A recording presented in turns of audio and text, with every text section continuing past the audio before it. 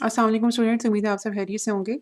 हम इंशाल्लाह कंटिन्यू करेंगे चैप्टर नंबर 3 जिसमें डिस्क्रीट रैंडम वेरिएबल्स हम लोगों ने पढ़ने शुरू किए थे।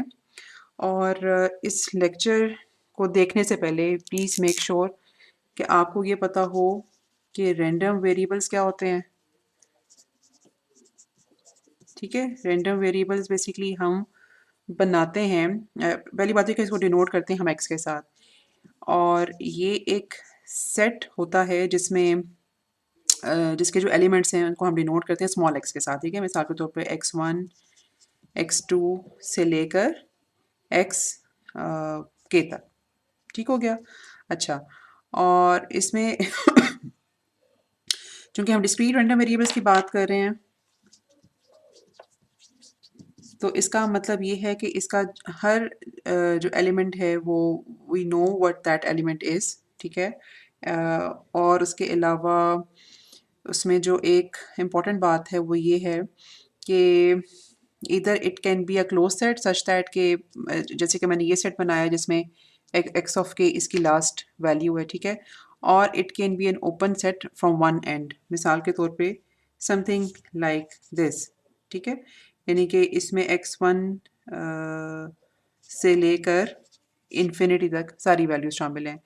लेकिन चूंकि ये एक अगेन काउंटेबल सेट है, मुझे पता है कि x1 के बाद x2 आएगा या ये जो भी और एलिमेंट आएगा, I know that it is a countable set, but it can B infinite in nature. तो रैंडम वेरिएबल्स हम लोगों ने जो डिस्क्रीट पढ़े थे वो ये दो तरह के हो सकते हैं। अच्छा, ये वैल्यूज़ कहाँ से आती हैं? ये numerical values, all these values are numerical. हम पहले जो भी एक्सपेरिमेंट करते हैं उसका हमारे पास एक सैम्पल स्पेस बनता है। We denote that sample space as S, और ज़रूरी नहीं होता कि सैम्पल स्पेस में न्यूमेरिकल वैल्यूज़ हों, तो फिर हम हर सैम्पल स्पेस की हर आउटकम को एक न्यूमेरिकल वैल्यू के साथ मैप करते हैं। It is very much possible कि सैम्पल स्पेस की हर एक आउटकम रैंडम वेरिएबल की एक न्यूमेरिकल वैल्यू के ऊपर मैप हो। इस केस में जो सैम्पल स्पेस का साइज़ है वही रैंडम वेरिएबल का भी साइज़ होगा, लेकिन ये भी हो सकता है कि सैम्पल स्पेस की एक से ज़्यादा आउटकम्स एक ही न्यूमेरिकल वैल्यू के ऊपर मैप हों, तो उस केस में सैम्पल साइज़ का साइज़ बड़ा होगा और रैंडम वेरिएबल का साइज़ छोटा होगा। ऐसे नहीं हो सकता कि रैंडम वेरिएबल का साइज़ जो है या number of elements in random variable वो ज़्यादा हो सैम्पल स्पेस से। अच्छा, और उसके बाद फिर हम लोगों ने ये देखा था कि किस तरह से हम फिगर आउट करते हैं कि सैम्पल स्पेस से हम लोगों ने रैंडम वेरिएबल्स को बनाना है बेस्ड अपॉन आवर रिक्वायरमेंट या स्टेटमेंट गिवन। ठीक है, फिर हम लोगों ने प्रोबेबिलिटी मैथ्स फंक्शन कंप्यूट करना सीखा था, और उसको प्लॉट करना भी सीखा था। अच्छा, प्रोबेबिलिटी मैथ्स फंक्शन में अगेन एक जो बहुत इंपॉर्टेंट बात है जिसके ऊपर आई वुड एम्फसाइज वो ये है कि सैम्पल स्पेस में यूजुअली ऐसी आउटकम्स होती हैं जो कि इक्वली लाइकली होती हैं। रैंडम वेरिएबल केस में ऐसा नहीं होता, क्योंकि सैम्पल स्पेस से आउटकम्स रैंडम वेरिएबल के ऊपर मैप होती हैं। तो जो इन रैंडम वेरिएबल की जो अपनी प्रोबेबिलिटी है वो भी सैम्पल स्पेस के आउटकम्स की प्रोबेबिलिटी पे डिपेंड करेगी। तो हम लोगों ने जब रैंडम वेरिएबल की प्रोबेबिलिटी हर इंडिविजुअल कंपोनेंट की प्रोबेबिलिटी फाइंड करनी होती है, तो हम रिलाई कर रहे होते हैं सैम्पल स्पेस की आउटकम्स की प्रोबेबिलिटी के ऊपर। तो फिर हम लोगों को ये थोड़ा पता होना चाहिए कि ये वाली प्रोबेबिलिटीज़ x1 की प्रोबेबिलिटी x2 की प्रोबेबिलिटी कैसे निकलेगी, और जो हम मिसाल के तौर पर x1 की प्रोबेबिलिटी निकालना चाहते हैं तो हम उस की जो डिनोटेशन है वो इस तरह से करते हैं कि कैपिटल X विच डिनोट्स रैंडम वेरिएबल की वैल्यू x1 के इक्वल होने की प्रोबेबिलिटी क्या है। ठीक है, इस नोटेशन का ये मतलब है। और फाइनली फिर हम लोगों ने ये भी सीखा था कि अगर हमारे पास प्रोबेबिलिटी मैथ्स फंक्शन हो पीएमएफ, तो हम इसे क्यूमुलेटिव डिस्ट्रीब्यूशन फंक्शन कैसे बनाते हैं। ठीक है, हम जो बिल्कुल पहली रैंडम वेरिएबल की पहली वैल्यू है, हम लोगों ने ये भी पढ़ा था कि रैंडम वेरिएबल की जो की अपनी वैल्यूज़ हैं वो एक रियल एक्सिस के ऊपर होती हैं। तो जो बिल्कुल पहली वैल्यू है x1 मिसाल के तौर पे, उसके हम ऊपर हम उतनी ही हाइट की एक स्टेम बनाते हैं जो कि उसकी प्रोबेबिलिटी होती है x1 के अकर होने की, और फिर हम इस ये जो कि कंटिन्यूस फंक्शन होता है तो हम ये फंक्शन को लेकर आगे चलते हैं। जब हमारे पास यहाँ पर x2 आ गया, इसकी अपनी जो प्रोबेबिलिटी है x2 के अकर होने की प्रोबेबिलिटी वो इसमें ऐड हो जाती है, एंड सो ऑन, यहाँ तक कि हम बिल्कुल लास्ट वैल्यू तक पहुंच जाते हैं। ठीक है, और अगर ये जैसे कि मैंने बताया कि सिचुएशन अगर इस तरह की है कि जिसमें लास्ट एलिमेंट अनडिफाइंड है या फिर इट कैन इन्फिनिटी, तो वो फिर ये स्टेयर केस जो है यूं यूं करके चलता जाएगा। सच दैट कि when it would reach infinity it will become equal to 1, जो लास्ट उसकी वैल्यू है ना दैट इज़ 1। ठीक है? अच्छा, तो मेक श्योर कि आपको ये तीनों कॉन्सेप्ट्स बहुत अच्छी तरीके से पता हों, तो फिर आप इस लेक्चर को शुरू करो। अगर ये तीनों कॉन्सेप्ट्स आपको नहीं अच्छे तरीके से पता, तो you should once again go through the previous lecture. ठीक है? अच्छा, ओके, हम लोगों ने अब जब ये वाला कॉन्सेप्ट सीख लिया कि रैंडम वेरिएबल्स क्या होते हैं, उनकी अ, उनका उनको देखकर फिर हम पीएमएफ कैसे बना सकते हैं या फिर हम सीडीएफ कैसे बना सकते हैं, तो अब फिर अगली चीज़ है कि हम एक नया कॉन्सेप्ट सीखें विच इज़ एक्सपेक्टेड वैल्यू। अच्छा, जो एक्सपेक्टेड वैल्यू की टर्म है ना, पहले तो थोड़ा-सा हमें वो समझ आना ज़रूरी है कि एक्सपेक्टेड वैल्यू क्या होती है। हम लोगों ने जब चैप्टर नंबर 1 में पॉपुलेशन का कॉन्सेप्ट सीखा था और फिर सैंपल स्पेस का कॉन्सेप्ट सीखा था, या फिर हम लोगों ने इवेंट को भी इसमें पढ़ा था। तो लेट्स सपोज कि हम ये फाइंड करना चाह रहे हैं कि मीन वैल्यू क्या है। तो कि हमने सारी वैल्यूज़ को ऐड अप करके उसको फिर number of elements in sample में से डिवाइड करना होता है। लेकिन जो मीन या एवरेज का लफ्ज़ है, ये फिक्स्ड है या फिर ये इस्तेमाल होता है सैंपल स्पेस के लिए। अच्छा, जब हमने कंप्यूट करनी होती है एक्सपेक्टेड नहीं, जब हमने कंप्यूट करनी होती है रैंडम वेरिएबल की एवरेज या मीन,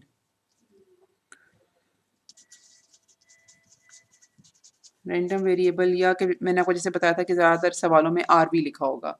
रैंडम वेरिएबल का जब हमने मीन या एवरेज कंप्यूट करनी होती है, तो जो टर्म हम यूज़ करते हैं इसके लिए that is called expected value. ठीक है? तो मीन का लफ्ज़ इस्तेमाल करते हैं सैंपल स्पेस के लिए और एक्सपेक्टेड वैल्यू का लफ्ज़ इस्तेमाल करते हैं रैंडम वेरिएबल के लिए। ठीक है? अभी हम थोड़ा सीखते हैं कि हमने इसे कैसे हम कंप्यूट करते हैं, चूँकि because it's not a simple mean, it's a like weighted mean. ठीक है? इसको हम इस तरह से बोलेंगे, ये वेटेड मीन है, तो that is why we must not call it mean. या तो आप वेटेड मीन कह लो या आप एक्सपेक्टेड वैल्यू कह लो। ये एक्सपेक्टेड वैल्यू चूँकि ज़्यादा हमें इसका इस्तेमाल नज़र आता है, तो फिर हम इस टर्म के साथ स्टिक करेंगे। अच्छा, अब मीन या expected value for a random variable compute कैसे होती है? जो फ़ॉर्मूला आपके सामने है उसमें हमें नज़र आ रहा है कि अगर हमारे पास लेट्स सपोज़ है कोई रैंडम वेरिएबल एक्स है जिसमें 2 या उससे ज़्यादा वैल्यूज़ हैं, एक तो वैल्यू ज़ाहिर है हो नहीं सकती ना, तो फिर हम उसका मीन या एक्सपेक्टेड वैल्यू को डिनोट इस तरह से करते हैं, या फिर हम इसको इस तरह से डिनोट करेंगे, और हम क्या करेंगे कि हर जो रैंडम वेरिएबल इटसेल्फ है उसको उसकी प्रोबेबिलिटी से मल्टीप्लाई करेंगे, और ये हम करके मतलब हर रैंडम वेरिएबल को उसकी प्रोबेबिलिटी से मल्टीप्लाई करके उस सब को सम कर लेंगे। nx का मतलब है कि उस रैंडम वेरिएबल में टोटल नंबर ऑफ एलिमेंट्स जितने भी हैं। ठीक है? एक रैंडम वेरिएबल में जितने भी टोटल नंबर ऑफ एलिमेंट्स हैं, हर एलिमेंट को या उसकी हर वैल्यू को उसकी प्रोबेबिलिटी से मल्टीप्लाई करेंगे और सम अप कर लेंगे।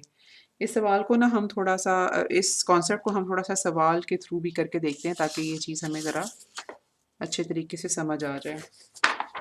अच्छा, मसलन हम लोगों ने पिछले लेक्चर में एक सवाल था कि लेट्स सपोज़ हमारे पास 2 कॉइन्स हैं जिनको टॉस किया जाता है, और हम सैंपल स्पेस उसका बनाया था फिर कि उसके में क्या पॉसिबल ऑप्शंस हैं, क्या पॉसिबल आउटकम्स उसकी आ सकती हैं। तो अगर आपको याद हो कि इस तरह का एक्सपेरिमेंट है जिसमें 2 कॉइन्स को इकट्ठे टॉस किया जाए और फिर नोट किया जाए कि उनकी आउटकम्स क्या हैं, तो इसमें हमारे पास ये 4 पॉसिबल ऑप्शंस हैं। एंड लेट्स सपोज़ कि जो रैंडम वेरिएबल x है वो डिनोट करता है नंबर ऑफ हेड्स को। तो यहाँ पे अगर हम नंबर ऑफ हेड्स नोट करें, इक्वालिटी का साइन अभी अभी हम नहीं लगाएँगे। तो ये हमारे पास ये ऑप्शंस बनती हैं, ठीक है? नंबर ऑफ हेड्स को अगर हम काउंट करें तो। तो इस सूरत हाल में अगर मैं कहूँ कि रैंडम वेरिएबल की क्या पॉसिबल वैल्यूज़ हो सकती हैं, तो ये रैंडम वेरिएबल मेरे पास बनेगा। और फिर हम लोगों ने मैपिंग करके ये भी देखा था कि अगर मैं हर वैल्यू की प्रोबेबिलिटी निकालना चाहूँ, तो मेरे पास ये प्रोबेबिलिटी हर रैंडम वेरिएबल की इंडिविजुअली बनती है। मतलब एक्स इज इक्वल टू 0 की जो प्रोबेबिलिटी है that is 1/4, X is equal to 1 की प्रोबेबिलिटी है 1/2। ये 1/2 ज़्यादा क्यों है? क्योंकि मेरे पास ये जो न्यूमेरिकल वैल्यू 1 है उसके ऊपर 2 आउटकम्स जो है ना सैंपल स्पेस की वो मैप हो रही हैं। तो इसलिए 1 की प्रोबेबिलिटी जो है वो 1/4 प्लस 1/4 होगी, क्योंकि यहाँ पे हर किसी की अपनी इंडिविजुअल प्रोबेबिलिटी 1/4 है। ये हम लोगों ने पिछले लेक्चर में डिटेल से डिस्कस किया था। अच्छा, अब मुझे अगर इस रैंडम वेरिएबल का मीन निकालना है, which is more appropriately called expected value, तो फॉर्मूले के मुताबिक एक्सपेक्टेड वैल्यू ऐसे निकलती है कि मुझे रैंडम वेरिएबल की अपनी वैल्यू विच इज़ 0, उसके साथ मैं उसकी प्रोबेबिलिटी को मल्टीप्लाई करूँगी, फिर 1 उसके साथ उसकी प्रोबेबिलिटी मल्टीप्लाई होगी, उसके बाद 2 और उसके साथ उसकी प्रोबेबिलिटी मल्टीप्लाई होगी। तो आपको नज़र आ रहा होगा कि ये वेटेड मीन बन गया, ठीक है? मैं सिंपल 0, 1, 2 को ऐड अप करके 3 से डिवाइड नहीं मैंने करना। मैंने हर किसी वैल्यू के साथ 0, 1, 2 हर किसी वैल्यू के साथ मैंने अ, उसकी प्रोबेबिलिटी को मल्टीप्लाई करना है। अच्छा जी, ये मेरे पास आ गया 0, 1/2 प्लस 1/2, तो ये मेरे पास इसकी एक्सपेक्टेड वैल्यू वाली आ गई 1। अच्छा, और भी हम इसकी थोड़ी सी एग्जांपल करते हैं। फिर हम लोगों ने जब आगे थोड़ा सा गए थे और फिर सीखा था कि पीएमएफ कैसे प्लॉट करते हैं या पीएमएफ कैसे डिटरमिन करते हैं, तो उसमें एक एग्जांपल हमारे पास ये थी कि लेट्स सपोज अगर हमारे पास 6 कंटेनर्स हैं और उसमें किसी में जो प्रोबेबिलिटी है, किसी में जो डिफेक्टिव पीसेस 0 हैं, किसी में 1, किसी में 2, तो उसमें हम रैंडम वेरिएबल हम लोगों ने ऐसे बनाया था कि let's suppose number of defective items के लिहाज से हम अपने रैंडम वेरिएबल बना लेते हैं और फिर हम लोगों ने इस रैंडम वेरिएबल को बना के अच्छा, बिफोर प्रोसीडिंग मैं सिर्फ आपको ये बता दूं कि ये वाली जो एग्जांपल मैं जिसको रेफ़र कर रही हूँ ना, जब हम लोगों ने पिछले लेक्चर में पीएमएफ को प्लॉट करना सीखा था, तो उसकी पहली वाली जो एग्जांपल थी ना, ये मैं उसकी बात कर रही हूँ जहाँ पे 6 स्लॉट्स या कंटेनर्स हैं हमारे पास और हर किसी में अलग-अलग नंबर ऑफ डिफेक्टिव पीसेस है, ठीक है? जो रैंडम वेरिएबल बना था वो कुछ इस तरह का था और जो मेरे पास पीएमएफ बना था उसकी ये वैल्यूज़ थी, ठीक है? तो इस तरह के रैंडम वेरिएबल या इस रैंडम वेरिएबल की अगर मुझे एक्सपेक्टेड वैल्यू निकालनी है तो अगेन तरीक़ेकार इसका भी वही है, फॉर्मूले को हम इस्तेमाल करेंगे। ये हम लोगों ने वेटेड मीन ले लिया और मेरे पास इसकी जो वैल्यू आएगी दैट इज़ इक्वल टू 5/6, ठीक है? तो ये तरीक़ाकार है एक्सपेक्टेड वैल्यू निकालने का। अच्छा, मैं आगे आपको 2 और भी बता देती हूँ और उसको आप लोग प्लीज़ ट्राई करना। इसी के बाद जो अगली एग्ज़ाम्पल थी ना, वो वाली थी जिसमें हम लोगों ने 5 मुख्तलिफ़ लोगों के ब्लड सैंपल्स हम ले रहे हैं और 2 लोगों के ब्लड सैंपल्स उसमें ओ पॉज़िटिव हैं। तो हम प्रोबेबिलिटी इस चीज़ की निकालना चाह रहे थे कि जो पहला ओ पॉज़िटिव सैंपल है, उसकी पोज़ीशन, ठीक है? उसको हमने रैंडम वेरिएबल बना लिया था, तो पोज़ीशन जो है वो 4 हो सकती हैं, 1, 2, 3 या 4, ठीक है? और हर रैंडम वेरिएबल की हम लोगों ने प्रोबेबिलिटी निकाली थी, तो आप लोगों ने ये वाला फ़ॉर्मूला अप्लाई करके एक्सपेक्टेड वैल्यू निकालनी है। मैं उसका आंसर लिख देती हूँ, लेकिन please you should pause this video here and first try to compute the expected value and then match your answer, ठीक है? अच्छा, उसको चूँकि हम लोगों ने वाई से डिनोट किया था ना, तो मैं इसको वाई यहाँ पे लिख देती हूँ, ठीक है? ये जो ओ पॉज़िटिव ब्लड सैंपल्स वाली एग्ज़ाम्पल थी, ये मेरे पास 2 आता है और उसके बाद फाइनली हमारे पास एक एग्ज़ाम्पल थी, अ, मेरा ख़्याल है कि ये कुछ 5 फ्यूज़ेस वाली एग्ज़ाम्पल थी कि इसमें कितने पीसेस डिफेक्टिव हो सकते हैं। बहरहाल जो एग्ज़ाम्पल इमीडिएटली फ़ॉलो करती है ना ये ओ पॉज़िटिव वाली एग्ज़ाम्पल को, उसको आप ज़रा देखना और अच्छा, because I am using square bracket, तो मैं यहाँ पे भी स्क्वायर ही मुझे यूज़ करनी चाहिए। ये मेरे पास आ जाएगी उसकी एक्सपेक्टेड वैल्यू, लेकिन ये दोनों आपने कंप्यूट करके देखनी है। अच्छा, उसके बाद एक्सपेक्टेड वैल्यू का थोड़ा कॉन्सेप्ट हम लोगों ने ले लिया, हम लोगों ने थोड़ा समझ लिया कि कैसे हम कंप्यूट करते हैं। उसके बाद देयर आर सर्टेन रूल्स, ठीक है? मसलन अ, इस वाली को मैं एग्ज़ाम्पल लेके ना ये एक्सप्लेन करूँगी। तो इम्पोर्टेंट रूल्स ये हैं कि अगर हमारे पास हर रैंडम वेरिएबल एक पर्टिकुलर वैल्यू के साथ मल्टीप्लाई हो जाए, ठीक है? ए एक्स का मतलब ये है कि एक्स के में जितने भी एंट्रीज हैं, हर एंट्री को हम एक पर्टिकुलर वैल्यू ए के साथ मल्टीप्लाई कर दें और फिर हम ए एक्स की एक्सपेक्टेशन कंप्यूट करें, तो वो किसके बराबर होती है? ठीक है, एक इसकी जो एक्सपेक्टेशन होगी वो बराबर होगी एक्स की एक्सपेक्टेशन मल्टीप्लाई बाय ए। ठीक है, इसको थोड़ा सा हम सॉल्व करके भी देख लेते हैं। मसलन ये जो एग्जांपल को मैंने सर्कल किया है, वो ये वाली उसमें जो सेट था ना वो कुछ यूं था कि ये मेरे पास y और ये मेरे पास प्रोबेबिलिटी, नहीं मुझे y यहाँ पे स्मॉल लिखना चाहिए, प्रोबेबिलिटी ऑफ एवरी वैल्यू। तो मेरे पास जो 1 की प्रोबेबिलिटी 0.4 थी, 2 की प्रोबेबिलिटी 0.3, 3 की प्रोबेबिलिटी 0.2 और 4 की प्रोबेबिलिटी 0.1। ठीक है, अच्छा, अगर मैं अब ये जो जितने मेरे पास जो रैंडम वेरिएबल है ना 1 से लेके 4 तक, इन सबको लेट सपोज कि मैं किसी स्केलर वैल्यू 5 से मल्टीप्लाई कर देती हूँ, तो मेरे पास जो 5y है वो बन जाएगा 5, 10, 15, 20 और यहाँ पर हम यही वाली जो वैल्यूज़ है ना प्रोबेबिलिटी ऑफ 5 हम यही लिखेंगे। ठीक है, 0.4, 0.3, 0.2, 0.1। अच्छा, और अब अगर हम कंप्यूट करना चाहें प्रोबेबिलिटी ऑफ 5y, तो व्हाट शुड वी डू? हम रैंडम वेरिएबल की हर वैल्यू लेकर उसको उसकी प्रोबेबिलिटी के साथ मल्टीप्लाई करेंगे। ठीक है, एंड सो ऑन। अब साथ इसकी जो है ना 15 इंटू 0.2 हो जाएगा और इसके बाद 20 इंटू 0.1 आ जाएगा। तो जब आप इस कंप्यूटेशन को कैरी आउट करोगे तो यूल नो कि इसकी जो वैल्यू है ना वो आपके पास आएगी 10। अच्छा, अब ये देखो, जो चीज़ मैं आपको यहाँ पे बताने की कोशिश कर रही थी वो ये थी कि पहले बल्कि मैं यहाँ पर लिख दूँ कि इस किसके बराबर आया है। ठीक हो गया।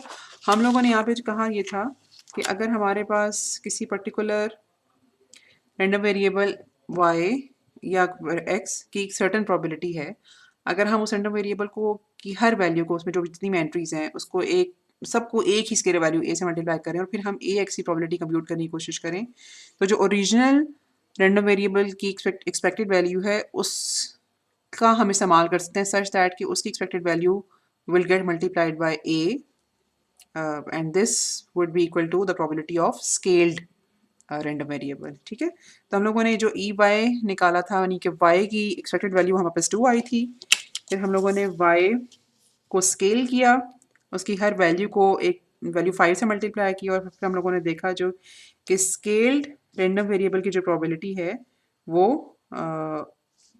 नहीं, मुझे यहाँ पे 2 नहीं लिखना चाहिए, सॉरी मुझे यहाँ पे 5 लिखना चाहिए। वो बस 5 times expected value of Y I है। ठीक है, जो हम लोगों ने यहाँ पर इक्वेशन ये देखिए ये वाली। अच्छा, और इसी तरह से अगर मेरे पास जो रैंडम वेरिएबल है वो चेंज इस तरह से हो जाए कि अब मैं उसमें अगर कोई स्केलर वैल्यू ऐड कर दूं, स्केलर वैल्यू ऐड करने का मतलब ये है कि मेरे पास ये जो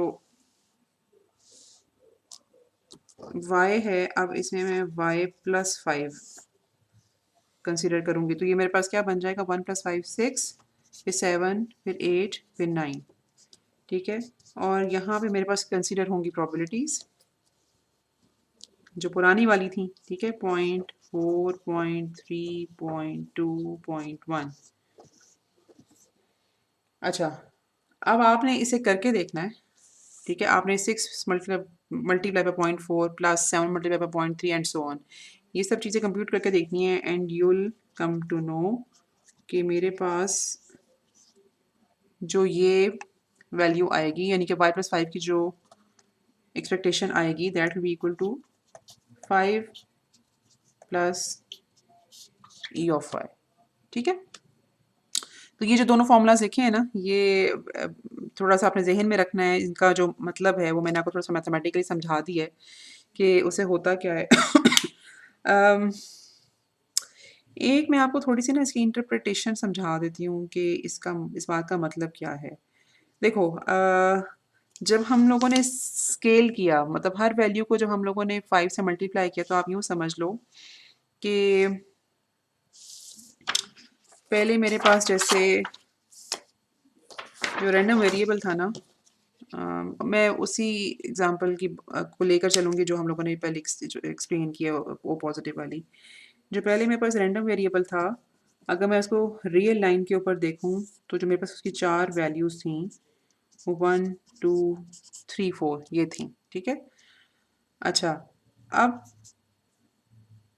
जब मैंने इसकी स्केलिंग की है,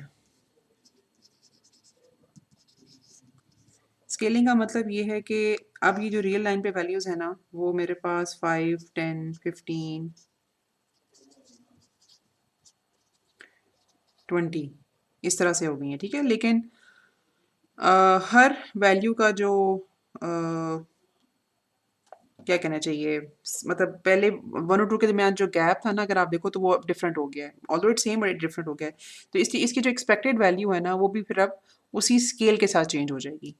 लेकिन अगर मैं बात करूँ एडिशन की, शिफ्टिंग की अगर हम बात करें, ठीक है, ये कॉन्सेप्ट आप लोगों ने ऐसे ही पढ़े थे। शिफ्टिंग में हम लोगों ने क्या किया है कि जो मेरे पास रियल लाइन है ना, वो मतलब है यहाँ पे भी बनेगी, लेकिन 6, 7, 8, 9, ठीक है? अब उस जो उसकी आपस में रिलेशनशिप है, मतलब जो डिफरेंस है between two consecutive random variables, वो चेंज नहीं हुआ, सिर्फ रियल लाइन में हम थोड़ा सा आगे चले गए हैं, ठीक है? तो एक्सपेक्टेड वैल्यू भी अगर जैसे यहाँ पे करके अगर मुझे पहले मिल रही थी, तो वो भी अब मुझे यहाँ पे करके कहीं पे मिलेगी, ठीक है? वो उसमें उतना ही शिफ्ट आ जाएगा जितना हर रैंडम वेरिएबल में इंडिविजुअली आया है, ठीक है? लेकिन यहाँ पे सिचुएशन जो है वो थोड़ी सी डिफरेंट है। यहाँ पे हम लोगों ने रैंडम वेरिएबल्स को चूँकि स्केल कर दिया है, मल्टीप्लाई कर दिया है रैंडम वेरिएबल को एक वैल्यू से, तो अब उस लिहाज से हमारे पास एक्सपेक्टेड वैल्यू जो है वो उसमें हमें हमें यहाँ पे चेंज ज़रा मुख्तलिफ तरीके से कंसिडर करना पड़ेगा, और शिफ्टिंग के केस में हमें एक्सपेक्टेड वैल्यू में चेंज मुख्तलिफ तरीके से कंसिडर करना पड़ेगा, ठीक है?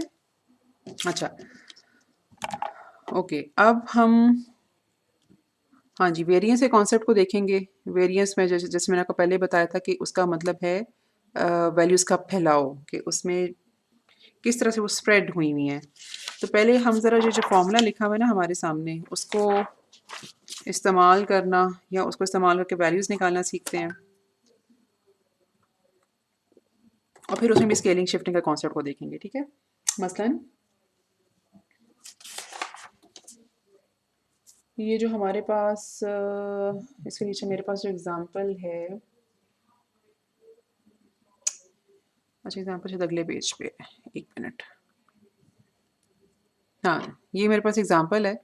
इसमें हमारे पास जो रैंडम वेरिएबल है वो कुछ इस तरह से डिफाइन हुआ है कि जी library has an upper limit of 6 on the number of videos that can be given to a particular individual, जिस तरह हम किताबें वगैरह इशू करवाते हैं, ठीक है? और जो x एक रैंडम वेरिएबल है बेसिकली, जो अगर हम मिसाल के तौर पे इस सिचुएशन को चेक करें हर स्टूडेंट के ऊपर, मतलब आईसी में जितने भी स्टूडेंट्स हैं, तो आप वीडियोस को किताबों के साथ रिलेट कर सकते हो या रिप्लेस कर सकते हो। तो अगर हम आईएसटी के स्टूडेंट्स के ऊपर ये चीज़ चेक करें, तो ऑफ कोर्स हमें 6 पॉसिबल वैल्यूज़ मिल सकती हैं। इधर कोई स्टूडेंट ऐसा होगा जिसने कोई किताब इशू नहीं कराई होगी, किसी ने 1, किसी ने 2, किसी ने 3 एंड अप टिल 6। तो जो रैंडम वेरिएबल है हमारे पास, उसमें टोटल, अच्छा उसमें ज़ीरो, इसमें ऑप्शन नहीं है ज़ीरो की।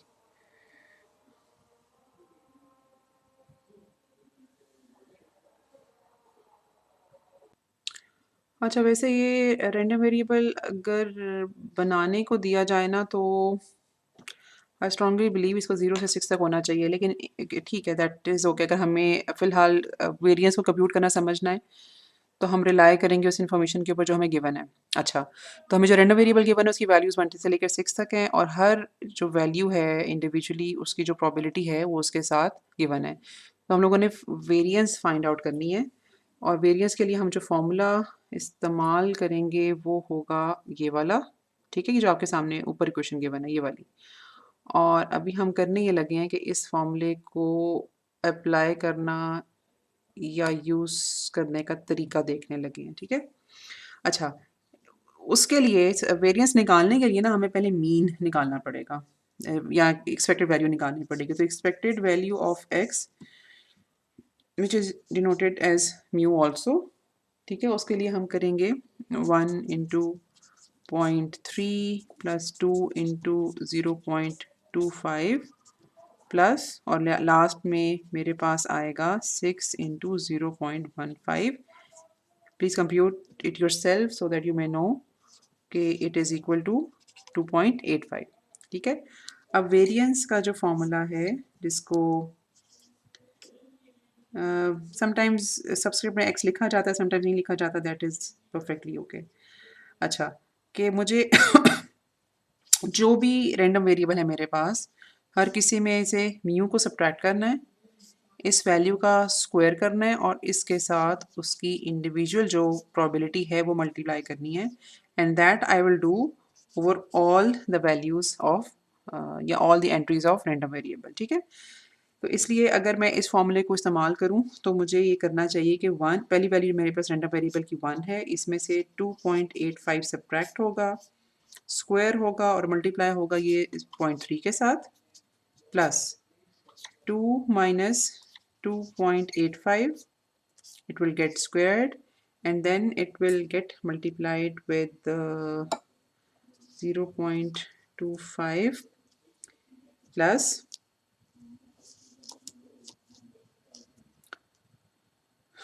अगली वैल्यू 3 minus 2.85 का square multiplied by 0.15, and I will do this till the last value, ठीक है, जो कि मेरे पास बनती है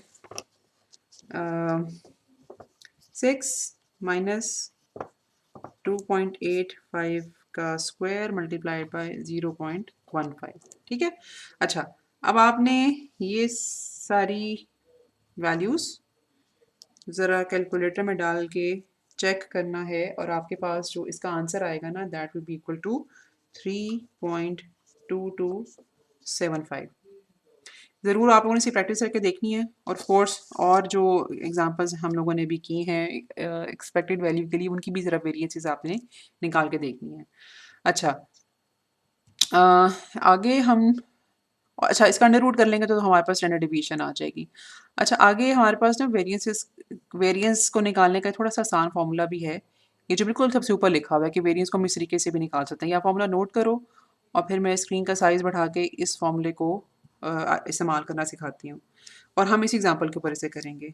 तो हम लोगों ने ये देखा कि वेरिएंस को निकालने का एक और हमारे पास फार्मूला है, विच इज़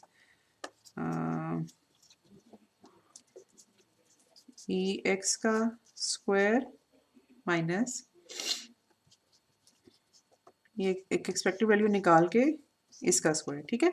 अच्छा, अब आप नोट करो कि इस फॉर्मूले की इंटरप्रिटेशन क्या है, कि पहले हम मतलब जो भी रैंडम वेरिएबल है उसका हम स्क्वायर करेंगे, और स्क्वायर्ड वैल्यूज़ की एक्सपेक्टेड वैल्यू निकालेंगे, और उसमें से सब्ट्रैक्ट करना है जो हमारे पास एक्सपेक्टेड वैल्यू आई है उसका स्क्वायर। अच्छा, अब ये फॉर्मूला आया कैसे है, ये अभी हम इसको नहीं फ़िलहाल देखेंगे। देखिए, ये थोड़ी सी आगे की चीज़ है, इसको इंशाल्लाह हमने एड्रेस करना है, लेकिन अभी नहीं, बाद में। अच्छा, अब इस फॉर्मूले को थोड़ा हम देख लें कि ये इस्तेमाल कैसे होता है। एक्स स्क्वायर अगर मैं लिखूं तो ज़ाहिर है मेरे पास आ जाएगा 1 4 9 16 25 और 36, ठीक है। और अब मैं एक्स स्क्वायर की अगर एक्सपेक्टेड वैल्यू निकालना चाहती हूँ तो आई शुड डू दिस, कि मुझे 1 multiply by 0.3 plus 4 multiplied by 0.25 plus आखिरी वैल्यू मेरे पास है 36 मल्टीप्लाइड बाय 0.15, ठीक है। हर वैल्यू को स्क्वायर किया, उसको उसकी प्रोबेबिलिटी के साथ मल्टीप्लाई किया, सब चीज़ों को एड अप कर लिया, ये मेरे पास आएगा 11.35। Please verify it. अच्छा, और अगर मैं एक्सपेक्टेड वैल्यू जो मैंने ऊपर निकाली हुई है, एक्सपेक्टेड वैल्यू का स्क्वायर अब मुझे इसमें से सब्ट्रैक्ट करना है। अच्छा, मेरे पास अभी स्क्वायर की इंडिविजुअल वैल्यू नहीं है, ठीक है। तो व्हाट आई शैल डू कि मुझे वेरिएंस यहाँ पे डायरेक्टली लिख लेनी चाहिए और मुझे 11.35 में से 2.85 का स्क्वायर सब्ट्रैक्ट करना चाहिए। And when you will do this you will come to know कि आपके पास जो वेरिएंस है वो आएगी वही जो हम लोगों ने पहले कंप्यूट की है, 3.2275। प्लीज़ मेक श्योर कि आप इसको भी तरह वेरीफाई करके देख लो। तो एक तरीका हम लोगों ने वेरिएंस का ये वाला देखा, ठीक है, ये जो हम लोगों ने अप्लाई भी किया,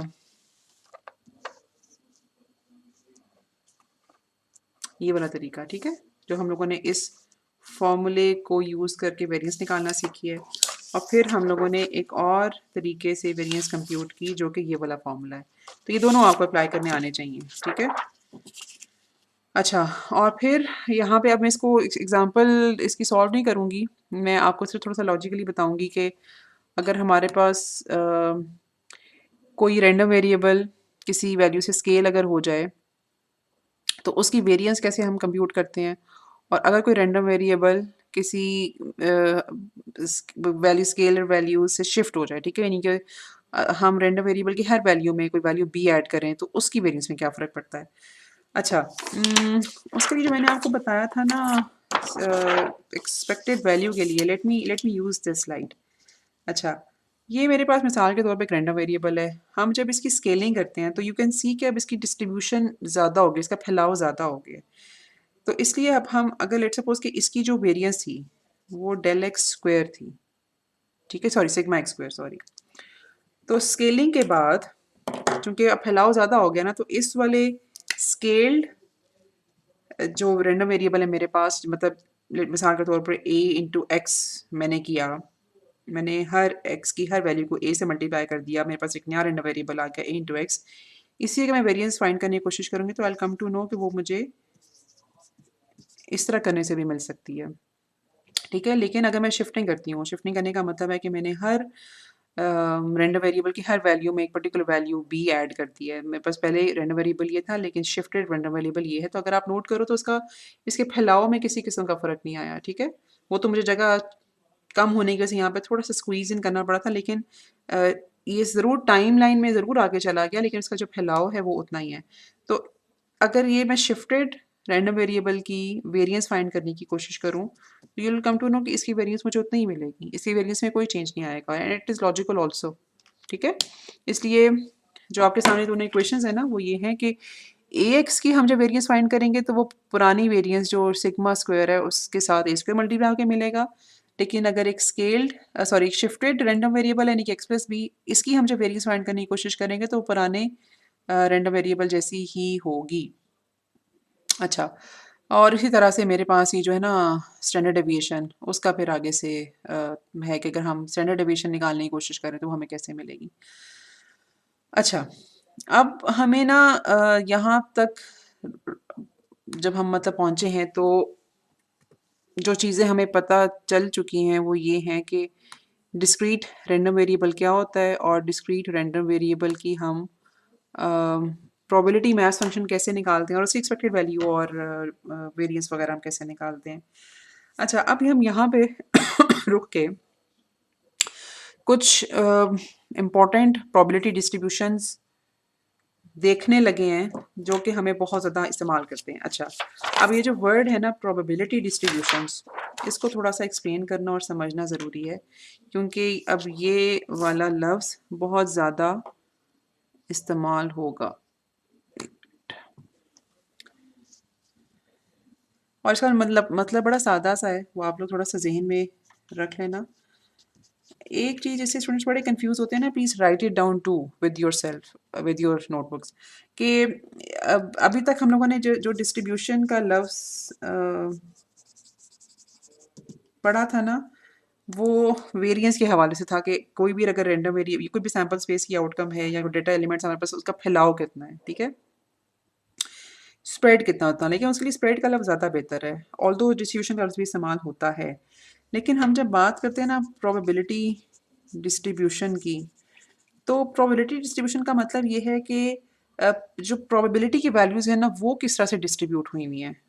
मसलन और अच्छा ये हम इनडायरेक्टली पीएमएफ की बात कर रहे होते हैं। लेट्स सपोज़ कि ये मेरे पास एक रैंडम वेरिएबल है जिसमें जो वैल्यूज़ हैं वो लेट्स सपोज़ कि ये 4 वैल्यूज़ उसकी हो सकती हैं। अब प्रोबेबिलिटी इनके दरमियान किस तरह से डिफाइंड है किस तरह से डिस्ट्रीब्यूटेड है। लेट्स सपोज़ ये अगर पॉइंट 1 है, ये बस पॉइंट 2 है, ये मेरे पास अगेन पॉइंट 1 है, तो 1 2 3 4 और ये मेरे पास कुछ 0.6 होगी, ठीक है? तो अब मैंने बेसिकली ये जो पीएमएफ मेरे पास है तो मैं इसमें इसको देख कर ये मुझे पता चल रहा है कि जो प्रोबेबिलिटी की वैल्यूज़ हैं वो किस तरह से डिस्ट्रीब्यूटेड है इसमें। तो जो प्रोबेबिलिटी डिस्ट्रीब्यूशन है ना उसका इनडायरेक्टली मतलब ये होता है कि पीएमएफ को देखकर हम लोगों ने थोड़ा-सा एनालाइज़ करना होता है या फिर हम उसमें देखकर ये बताते हैं कि कौन से रैंडम वेरिएबल ज़्यादा प्रोबेबल हैं अकर होने के, कौन से random variables come and so on. तो इससे पहले तक हम जो डिस्ट्रीब्यूशन का लफ्ज़ इस्तेमाल कर रहे थे वो वेरिएंस के लिए था, लेकिन वो एक ज़्यादा बेहतर लफ्ज़ वेरिएंस के लिए जो है ना वो स्प्रेड का है। अभी हम प्रोबेबिलिटी डिस्ट्रीब्यूशन या जब डिस्ट्रीब्यूशन बोलेंगे तो उससे हमारे मतलब ये होगी कि प्रोबेबिलिटी किस तरह से डिस्ट्रीब्यूट हुई हुई है। अच्छा, अब इस ये चीज़ समझाने के बाद कि प्रोबेबिलिटी डिस्ट्रीब्यूशन क्या होती है, अब हम कुछ इम्पोर्टेंट या ज़्यादा अकर होने वाली प्रोबेबिलिटी डिस्ट्रीब्यूशंस जो हैं वो देखने लगे हैं और उसको फिर हम समझेंगे कि कौन से एक्सपेरिमेंट्स में कौन सी डिस्ट्रीब्यूशन लगती है और क्यों। तो जो हम लोगों ने डिस्ट्रीब्यूशन अभी देखनी है ना, डिस्क्रीट प्रोबेबिलिटी डिस्ट्रीब्यूशंस वो 3 हैं। एक है ये, अब यहाँ पे it should be n e लेकिन मार्कर थोड़ा थिक है, बर्नौली। हाँ यहाँ पे यू भी आएगा एक, ओके। बर्नौली अच्छा, जब हम कोई भी डिस्ट्रीब्यूशन समझेंगे ना तो पहले हम देखेंगे कि कौन से एक्सपेरिमेंट्स हैं जिनके ऊपर ये लगती है। बर्नौली रैंडम वेरिएबल क्या होता है, कौन से केसेस में हम ज़ाहिर है बर्नौली का एक्सपेरिमेंट होगा तो उस एक्सपेरिमेंट के केस में एक सैम्पल स्पेस बनेगा, फिर उस सैम्पल स्पेस के बाद एक रैंडम वेरिएबल बनेगा, तो वो जो रैंडम वेरिएबल होगा उसको फिर हम वही नाम देंगे जो एक्सपेरिमेंट का भी नाम है। तो that would be Bernoulli random variable. और तीसरी चीज़ कि बर्नौली डिस्ट्रीब्यूशन के प्रोबेबिलिटी किस तरह से डिस्ट्रीब्यूट हुई है। तो बर्नौली या कोई किसी भी डिस्ट्रीब्यूशन का हम जब नाम लेंगे तो वी नीड टू सी कि what sort of experiment can come under this category, what sort of random variable can we have, ठीक है, या उसकी शक्ल सूरत कैसी होगी, और तीसरा ये कि उसकी डिस्ट्रीब्यूशन कैसी होगी। तो एक हमने बर्नौली देखना है, एक हमने बायनोमियल देखना है और तीसरा हमने जो डिस्ट्रीब्यूशन जो देखनी है दैट इज पॉइजन, ठीक है। अच्छा, अब हम जरा बर्नौली से शुरू करते हैं सबसे पहले। अच्छा, बर्नौली एक ऐसा एक्सपेरिमेंट है या उन सारे एक्सपेरिमेंट्स को हम बर्नौली एक्सपेरिमेंट्स कहते हैं जिसमें सिर्फ 2 पॉसिबल आउटकम्स होती हैं, ठीक है। अच्छा, अब 2 चूँकि पॉसिबल आउटकम्स हैं ना तो दैट इज़ मतलब उसको थोड़ा-सा अपनी आसानी के लिए स्टैटिस्टिशियंस ने सक्सेस और फेलियर का नाम दिया, ठीक है। अच्छा, अब सक्सेस और फेलियर का मतलब लिटरल मतलब में नहीं है और there is no special reason कि उसको सक्सेस या फेलियर कहा गया है। एक आप समझ लो कि टर्म पे एग्री होना था तो सक्सेस और फेलियर का नाम दे दिया गया। मसलन इसमें जो बहुत ज़्यादा आसान एग्जांपल है वो कॉइन की टॉसिंग की है कि कॉइन को हम टॉस करते हैं, there are only 2 possible values, या वो हेड होगा या वो टेल होगा। It's up again up to us कि हम किसको सक्सेस कह दें, किसको फेलियर कह दें। हम अच्छा, आज सुबह के जैसे मौसम अगर आप नोट करो कि बारिश होगी या नहीं होगी, देयर आर ओनली 2 पॉसिबिलिटीज़, ठीक है?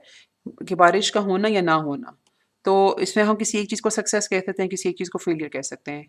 हम लोगों ने जैसे लैब के एक्सपेरिमेंट्स आप करते हो किसी पर्टिकुलर बॉक्स से आप एक एक्सपेरिमेंट निकालते हो, वो एक रजिस्टर निकालते हो, उस बॉक्स से बाय 4.7 किलो ओम लिखा हुआ है। आप उसे ओमीटर से चेक करती हो, either it will be equal to 4.7 kilo ohm और it won't be equal to 4.7 kilo ohm, ठीक है। तो ये सारे जो एक्सपेरिमेंट्स हम लोगों ने डिस्कस किए। अच्छा, इसी तरह से मुझे एक और ज़हन में आ रहा है, जैसे मोटरवे पे हमारे पास इंस्ट्रूमेंट्स लगे होते हैं स्पीड चेक करने के लिए, तो either the speed will be equal to या मतलब स्पीड लिमिट से कम होगी या उससे ज़्यादा होगी, मतलब चलान होगा या नहीं होगा, ठीक है। तो वो भी सारा वो भी जो सिचुएशन है वो बर्नौली एक्सपेरिमेंट में आती है। ओके, तो हमारे पास क्या होगा कि एक बर्नौली एक्सपेरिमेंट ऐसा एक्सपेरिमेंट हो गया। अभी हमने हर डिस्ट्रीब्यूशन के साथ उसका देखना है कि एक्सपेरिमेंट एक मतलब ऐसा एक्सपेरिमेंट हो गया कि जिसमें सिर्फ 2 पॉसिबल आउटकम्स हो सकती हैं, ठीक है? तो अगर हम बर्नौली रैंडम वेरिएबल की बात करें तो उसमें सिर्फ 2 आउटकम्स होंगी, सक्सेस या फेलियर, डिफेक्टिव, नॉन डिफेक्टिव, ठीक है? टेल या हेड। और इसी तरह से जब जो डिस्ट्रीब्यूशन है ना, वो बहुत इंपॉर्टेंट है। प्रोबेबिलिटी डिस्ट्रीब्यूशन, इसको मैं कुछ इस तरह से लिखती हूँ। अच्छा, प्रोबेबिलिटी डिस्ट्रीब्यूशन का मतलब ये है कि जैसे जो 2 आउटकम्स है ना मेरे पास सक्सेस या फेलियर की, तो लेट्स सपोज कि मैं कहती हूँ कि सक्सेसफुल होने की प्रोबेबिलिटी p है, तो ज़ाहिर है फेलियर की प्रोबेबिलिटी 1/p होगी, क्योंकि इवेंचुअली जो ओवरऑल सम है it should be equal to 1। जैसे कि मैंने आपको यहाँ पे एग्जांपल बताई थी कि जो 1 की प्रोबेबिलिटी है it is distributed not equally, of course, मतलब हर किसी को के पास कुछ-कुछ हर किसी रैंडम वेरिएबल के अकर होने की कुछ प्रोबेबिलिटी है, लेकिन हम जब सारी वैल्यूज़ को ऐड अप करेंगे तो वी गेट 1। तो इस तरह से हमारे पास अगर 2 ही आउटकम्स हों, तो अगर एक की प्रोबेबिलिटी p है तो दूसरे की 1/p होगी। हम जब कॉइन टॉसिंग की एग्जांपल कंसीडर करते हैं तो हम हमेशा कहते हैं कि जी दोनों के अकर होने की जो चांसेस हैं वो बराबर हैं। तो हमारे पास प्रोबेबिलिटी जो है ना वो 0.5 आ जाती है। लेकिन जैसे आजकल का मौसम है, अगर हम पूछें कि रेन अकर होने को लेट्स सपोज हम कहें कि सक्सेस है या फेलियर है, मतलब रेन या नो रेन, तो रेन होने की प्रोबेबिलिटी हो सके 60% हो, रेन ना होने की प्रोबेबिलिटी 40% हो। किसी सनी डे पे आप रेन की प्रोबेबिलिटी निकालें तो हो सकता है कि रेन होने की प्रोबेबिलिटी 5% निकले या इवन 0.1% निकले, और रेन ना होने की प्रोबेबिलिटी जो है वो 99% हो, ठीक है? तो इसलिए वी कैन हैव सिचुएशन के जहाँ पे जो प्रोबेबिलिटी है डिस्ट्रीब्यूशन वो इक्वल हो, ठीक है? Let me call it x. और अगर मैं कॉइन के टॉसिंग की बात करूँ, किसी कोई रैंडम वेरिएबल कॉइन की टॉसिंग की बात करें जिसमें हेड्स को मैं 0 कह देती हूँ, टेल्स को मैं 1 कह देती हूँ, तो मेरे पास यहाँ पे ये दोनों 0.5 पे होंगे, ठीक है? लेकिन अगर मैं किसी ऐसे एक्सपेरिमेंट की बात कर रही हूँ कि जिसमें आप जैसे किसी एक बॉक्स से रजिस्टर निकाल के लाते हो और उसके ऊपर पॉइंट उस बॉक्स के ऊपर 4.7 किलो ओम लिखा हुआ है और आपने चेक करना है कि वो रजिस्टर है कि नहीं। तो लेट्स सपोज कि अगर रजिस्टर 4.7 की वैल्यू जितना है, उस इवेंट को मैं 1 कह देती हूँ। अगर रजिस्टर की वैल्यू 4.7 किलो ओम नहीं है, उस आउटकम को हम 0 के ऊपर मैप कर देते हैं, तो हो सकता है कि इसकी प्रोबेबिलिटी जो है वो कोई 85% हो, और इसकी जो प्रोबेबिलिटी है वो 15% हो कि रजिस्टर में होता है कुछ और रजिस्टर्स मिक्स्ड हों, या वो मैन्युफैक्चरर जिससे हमने लिए हैं और उसने कुछ बहुत अच्छे रजिस्टर्स नहीं बनाए, तो कई दफ़ा वो 4.8 का निकल आता है, कई दफ़ा 4.1 का निकल आता है, ठीक है? तो आप ये नोट करो कि हमारे सामने 2 बर्नौली एक्सपेरिमेंट्स हैं जिसमें जिसके दोनों के जो रैंडम वेरिएबल्स हैं उसमें सिर्फ 2 एलिमेंट्स हैं, लेकिन जो प्रोबेबिलिटी डिस्ट्रीब्यूशन है वो किसी भी तरह की हो सकती है, ठीक है? अच्छा, ओके। इसी को ना हम थोड़ा-सा लेकर अब आगे चलते हैं कि मतलब बर्नौली हमें जब समझ आ जाएगा ना, तो फिर हमारे लिए थोड़ा-सा बायनॉमियल समझना आसान होगा। अच्छा, ठीक है। अब अज़्यूमिंग दिस थिंग कि बर्नौली हमें समझ आ गया है। हम मतलब एक्सपेरिमेंट जैसे अगर हाँ होता है तो उसकी स्टेटमेंट्स पढ़ के हम आइडेंटिफ़ाई कर लेते हैं कि बर्नौली एक्सपेरिमेंट है। हम उसका रैंडम वेरिएबल भी बना लेते हैं। It must always has 2 values, और फिर हम प्रोबेबिलिटी डिस्ट्रीब्यूशन का भी हमें अंदाज़ा हो जाता है। लेट्स सपोज़ अगर हमें सिर्फ़ गिवन है कि सक्सेस की प्रोबेबिलिटी क्या है, तो हमें ऑटोमेटिकली पता चल जाएगा कि फिर फेलियर की प्रोबेबिलिटी क्या होगी। या मैं कहूँ कि अच्छा आज बारिश होने की कि जो प्रोबेबिलिटी है वो 0.85 है, तो यू मस्ट नो इमीडिएटली कि ना होने की प्रोबेबिलिटी क्या है। अच्छा, तो ये जब हमें समझ आ जाता है तो इसके बाद हम लोगों ने जो अगली डिस्ट्रीब्यूशन सीखनी है, दैट इज़ बायनॉमियल डिस्ट्रीब्यूशन। अच्छा, अब ये जो बायनॉमियल डिस्ट्रीब्यूशन है इसके लिए ना let me start by explaining कि बर्नौली का इससे क्या ताल्लुक है। अच्छा, अगर मैं Bernoulli experiment n number of times के लिए करूं, ठीक है, कॉइन की टॉसिंग से लेते हैं और फिर इसको हम रजिस्टर्स के लिए भी समझते हैं कि कॉइन की टॉसिंग करनी ना मैं एन नंबर ऑफ टाइम्स इसे करूँ, तो हर जो इंडिविजुअल आउटकम है, जो एक इंडिविजुअल मुझे कॉइन की टॉसिंग का स्टेप है या प्रोसेस है, वो एक बर्नौली एक्सपेरिमेंट होगा क्योंकि उसमें 2 ही आउटकम्स पॉसिबल हैं, टेल या हेड। और उसमें जो टेल या हेड की जो प्रोबेबिलिटी है, जो भी सर्टेन वैल्यू है इसके, लेट्स सपोज उसकी 50% प्रोबेबिलिटी, वो इंटैक्ट रहेगी। अच्छा, अब मैंने कॉइन को फिर से टॉस किया। अब मेरे पास पहली दफ़ा में हेड या टेल आएगा, दोनों की प्रोबेबिलिटी जो भी मतलब हेड की प्रोबेबिलिटी है या टेल की प्रोबेबिलिटी वो वही रहेगी। दूसरी दफ़ा जब मैंने किया तब भी मेरे पास या हेड आ सकता है या टेल आ सकता है, और उसी प्रोबेबिलिटी के साथ आ सकता है जो उसकी है। पहले क्या आउटकम आया है उसका फ़र्क इस स्टेप पे नहीं पड़ेगा। इससे बेशक हेड आया है, इस पे अब हेड भी आ सकता है, टेल भी आ सकती है। फिर मैंने तीसरी दफ़ा किया, अगेन मेरे पास 2 ही आउटकम्स पॉसिबल हैं, या हेड आएगा या टेल आएगा।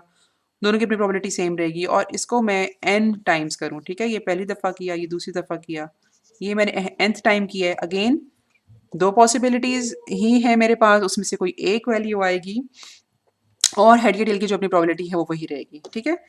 अच्छा, अगेन इसको मैं रजिस्टर्स के लिए अगर हम करते हैं, क्योंकि रजिस्टर्स में इसलिए कह रही हूँ कि मैंने वो जो पहले एक्सप्लेन किया था कि उसमें 4.7 के होने की या ना होने की प्रोबेबिलिटी डिफरेंट है। तो अगेन मैंने पहला रजिस्टर्स बॉक्स में से निकाला, इधर it will be equal to, इसको हम डिफाइन कैसे करें? Okay, let me write e, either it will be equal to 4.7 or it will not be equal to 0.47। और लेट्स सपोज कि मेरे पास जैसे इक्वल होने की प्रोबेबिलिटी मैंने 0.85 की थी, नॉट इक्वल होने की 0.15 की थी।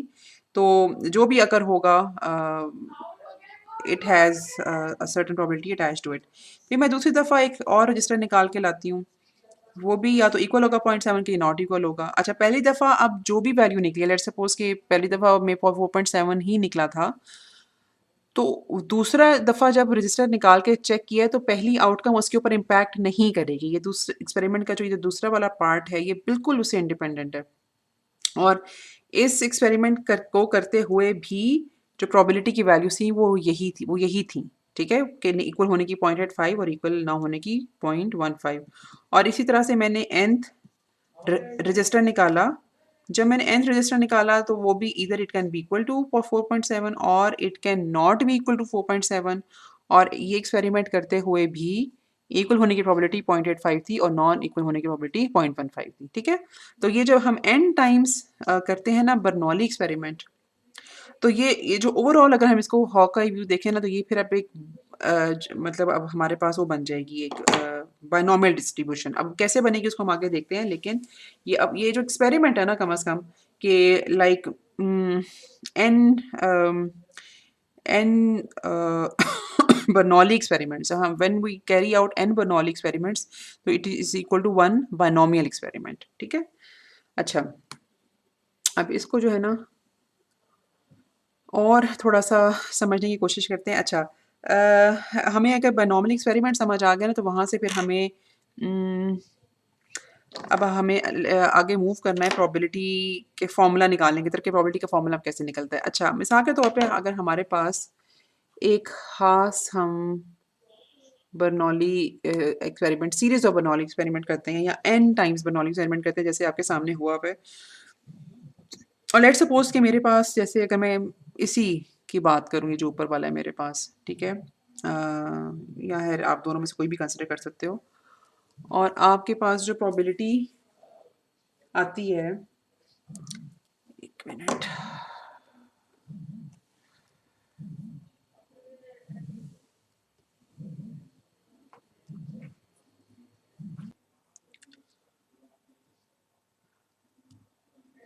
अच्छा जी, हम लोग ये देख रहे थे कि लेट्स सपोज़ कि हम एक बर्नौली एक्सपेरिमेंट n टाइम्स करते हैं और हमारे पास एक सर्टेन आउटकम A आती है, सच दैट कि हमें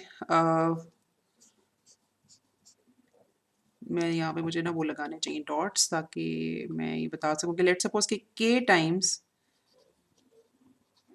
मेरे पास 1 वैल्यू आती है, जिसको अगर हम हेड और टेल के टर्म्स में देखें तो let's suppose I can say कि मेरे पास k टाइम्स हेड आता है और बाकी मेरे पास सारे जो हैं वो ज़ीरोज़ आते हैं। और late me right this one and this, ठीक है। और अगर ये एक्सपेरिमेंट मैंने n टाइम्स किया है,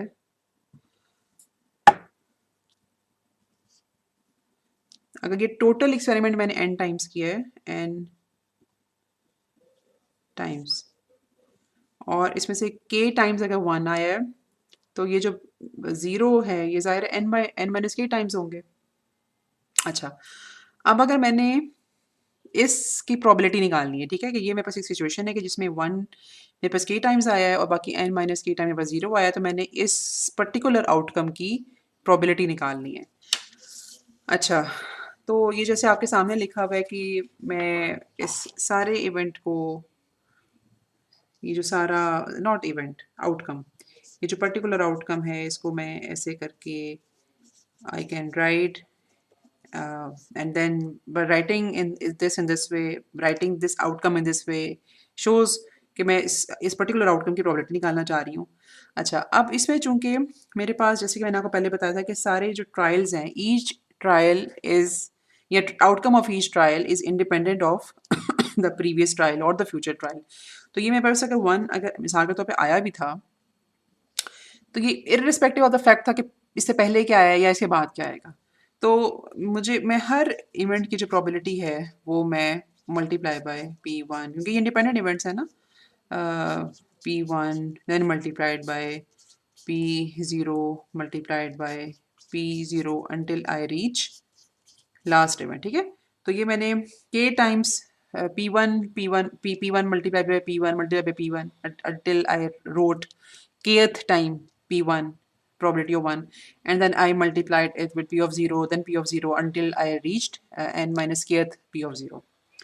इन सारों को मैंने मतलब इसकी इनकी प्रोबेबिलिटीज इंडिविजुअली के मैं मल्टीप्लाई कर सकती हूँ। फिर देन आई नोटिस कि जो प्रोबेबिलिटी ऑफ P1 है, this I wrote k times, and this probability of ये जो 0 है आई रोट k टाइम्स, नहीं k टाइम्स नहीं, n माइनस k टाइम्स। अच्छा, अब अज्यूमिंग द फैक्ट है आपको ये चीज़ समझ आ गई, अब आप थोड़ा सा इस चीज़ को नोट करो कि ये मैंने तो एक खास आउटकम ली थी ना जिसमें मेरे पास कंसेक्टिव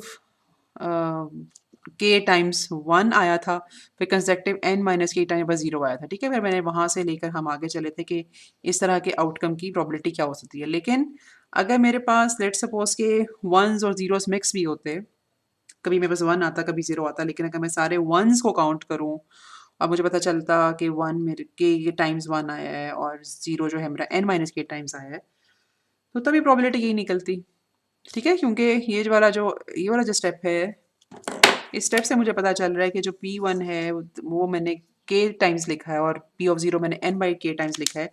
अब वो बेशक इंटरमिक्स से हो जाएं, इससे तो फ़र्क नहीं पड़ता।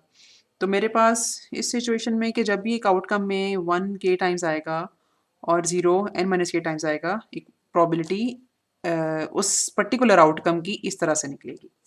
अच्छा, अब अगर हमें ये बात समझ आ गई है, तो यहाँ से थोड़ा सा आगे चलते हैं। अब हम जो कोशिश कर रहे हैं ना, वो हम ये कर रहे हैं कि हमने ये बाइनोमियल रैंडम वेरिएबल बनाना है, ठीक है। अच्छा, एक मिनट,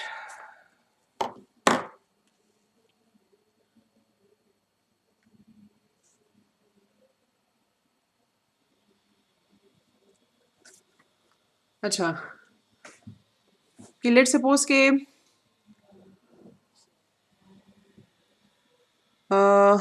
हम मतलब देखना ये चाह रहे हैं कि हमारे पास एक एक्सपेरिमेंट होता है n टाइम्स, बर्नौली एक्सपेरिमेंट हम n टाइम्स करते हैं और उसमें हमारे पास 1 अब कितनी दफ़ा आएगा, ठीक है। अब आप लोगों के लिए सवाल है कि इस कॉन्सेप्ट को समझने के बाद will use this concept ahead, आप इसको ज़रा अपने दिमाग के एक साइड पे रखो and now ask yourself a question कि हम बर्नौली एक्सपेरिमेंट्स को n टाइम्स करते हैं और उसमें हमारे पास लेट्स सपोज कि एवरी टाइम वी काउंट कि कितने वन्स आते हैं, तो और हम फिर इसको देखते हुए रैंडम वेरिएबल बनाते हैं, तो हमारे पास रैंडम वेरिएबल क्या हो सकता है, ठीक है।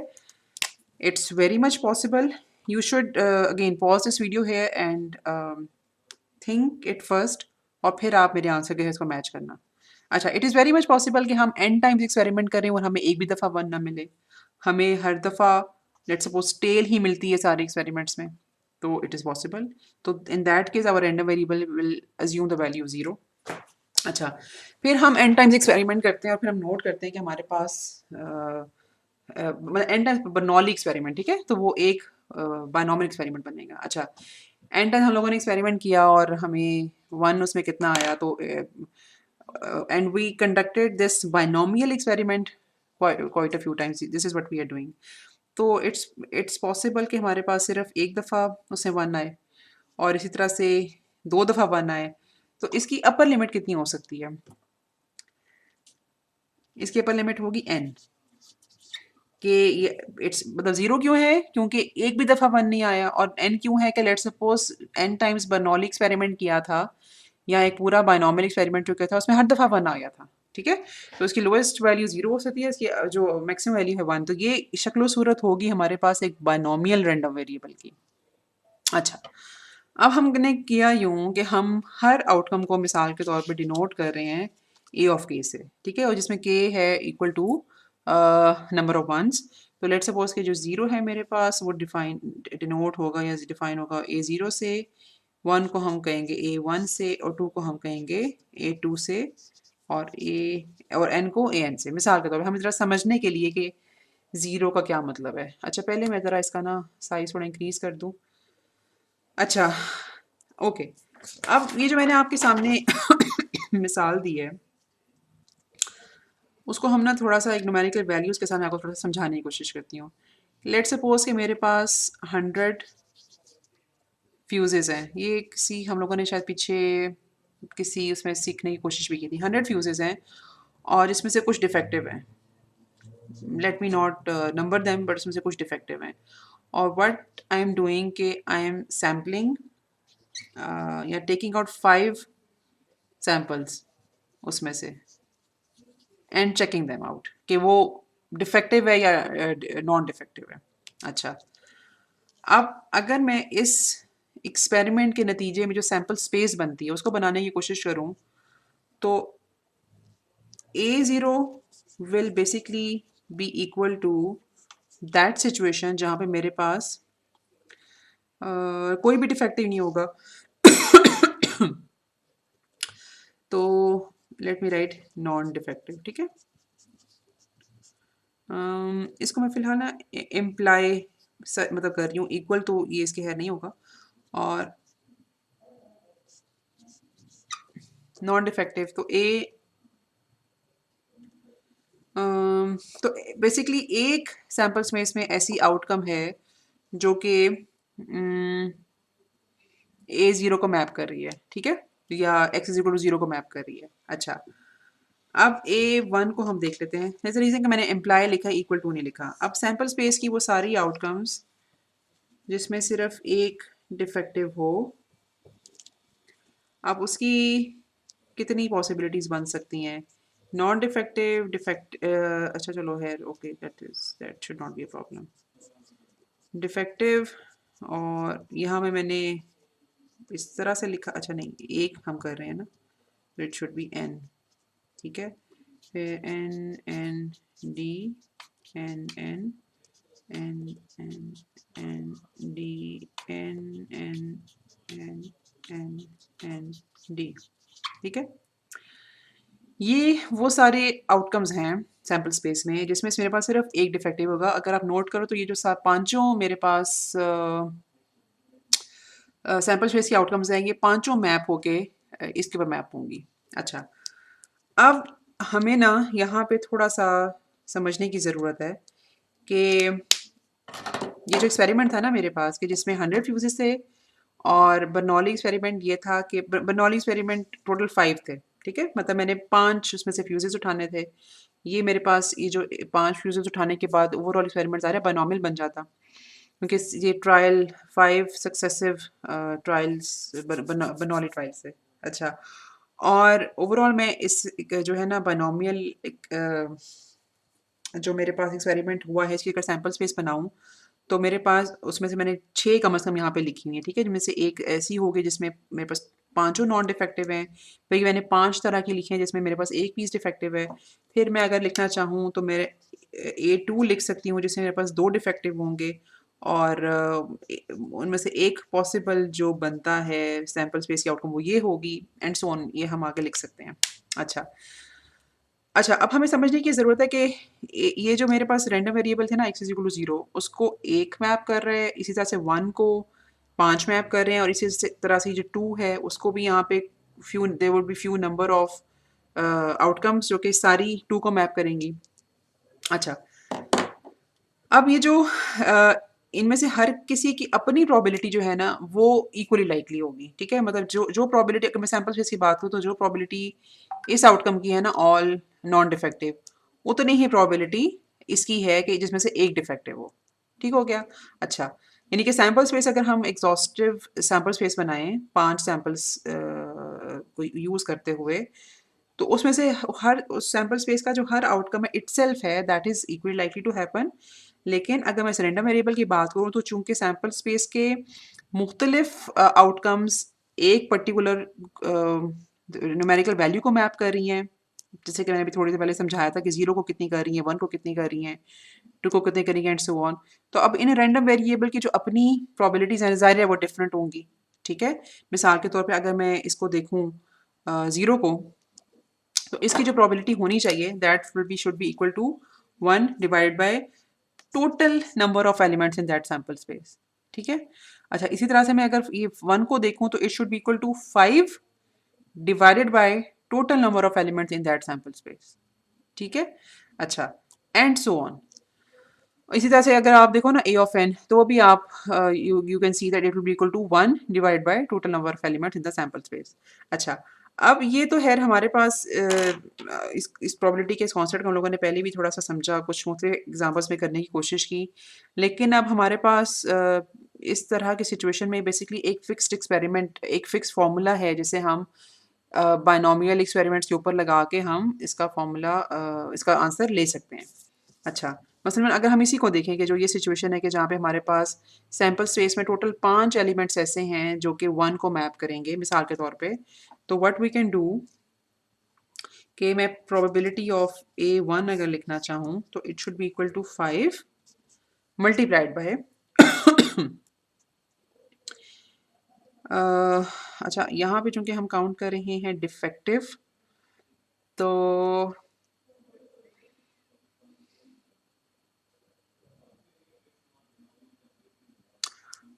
अच्छा, तो आई शुड राइट डिफेक्टिव होने की प्रोबेबिलिटी।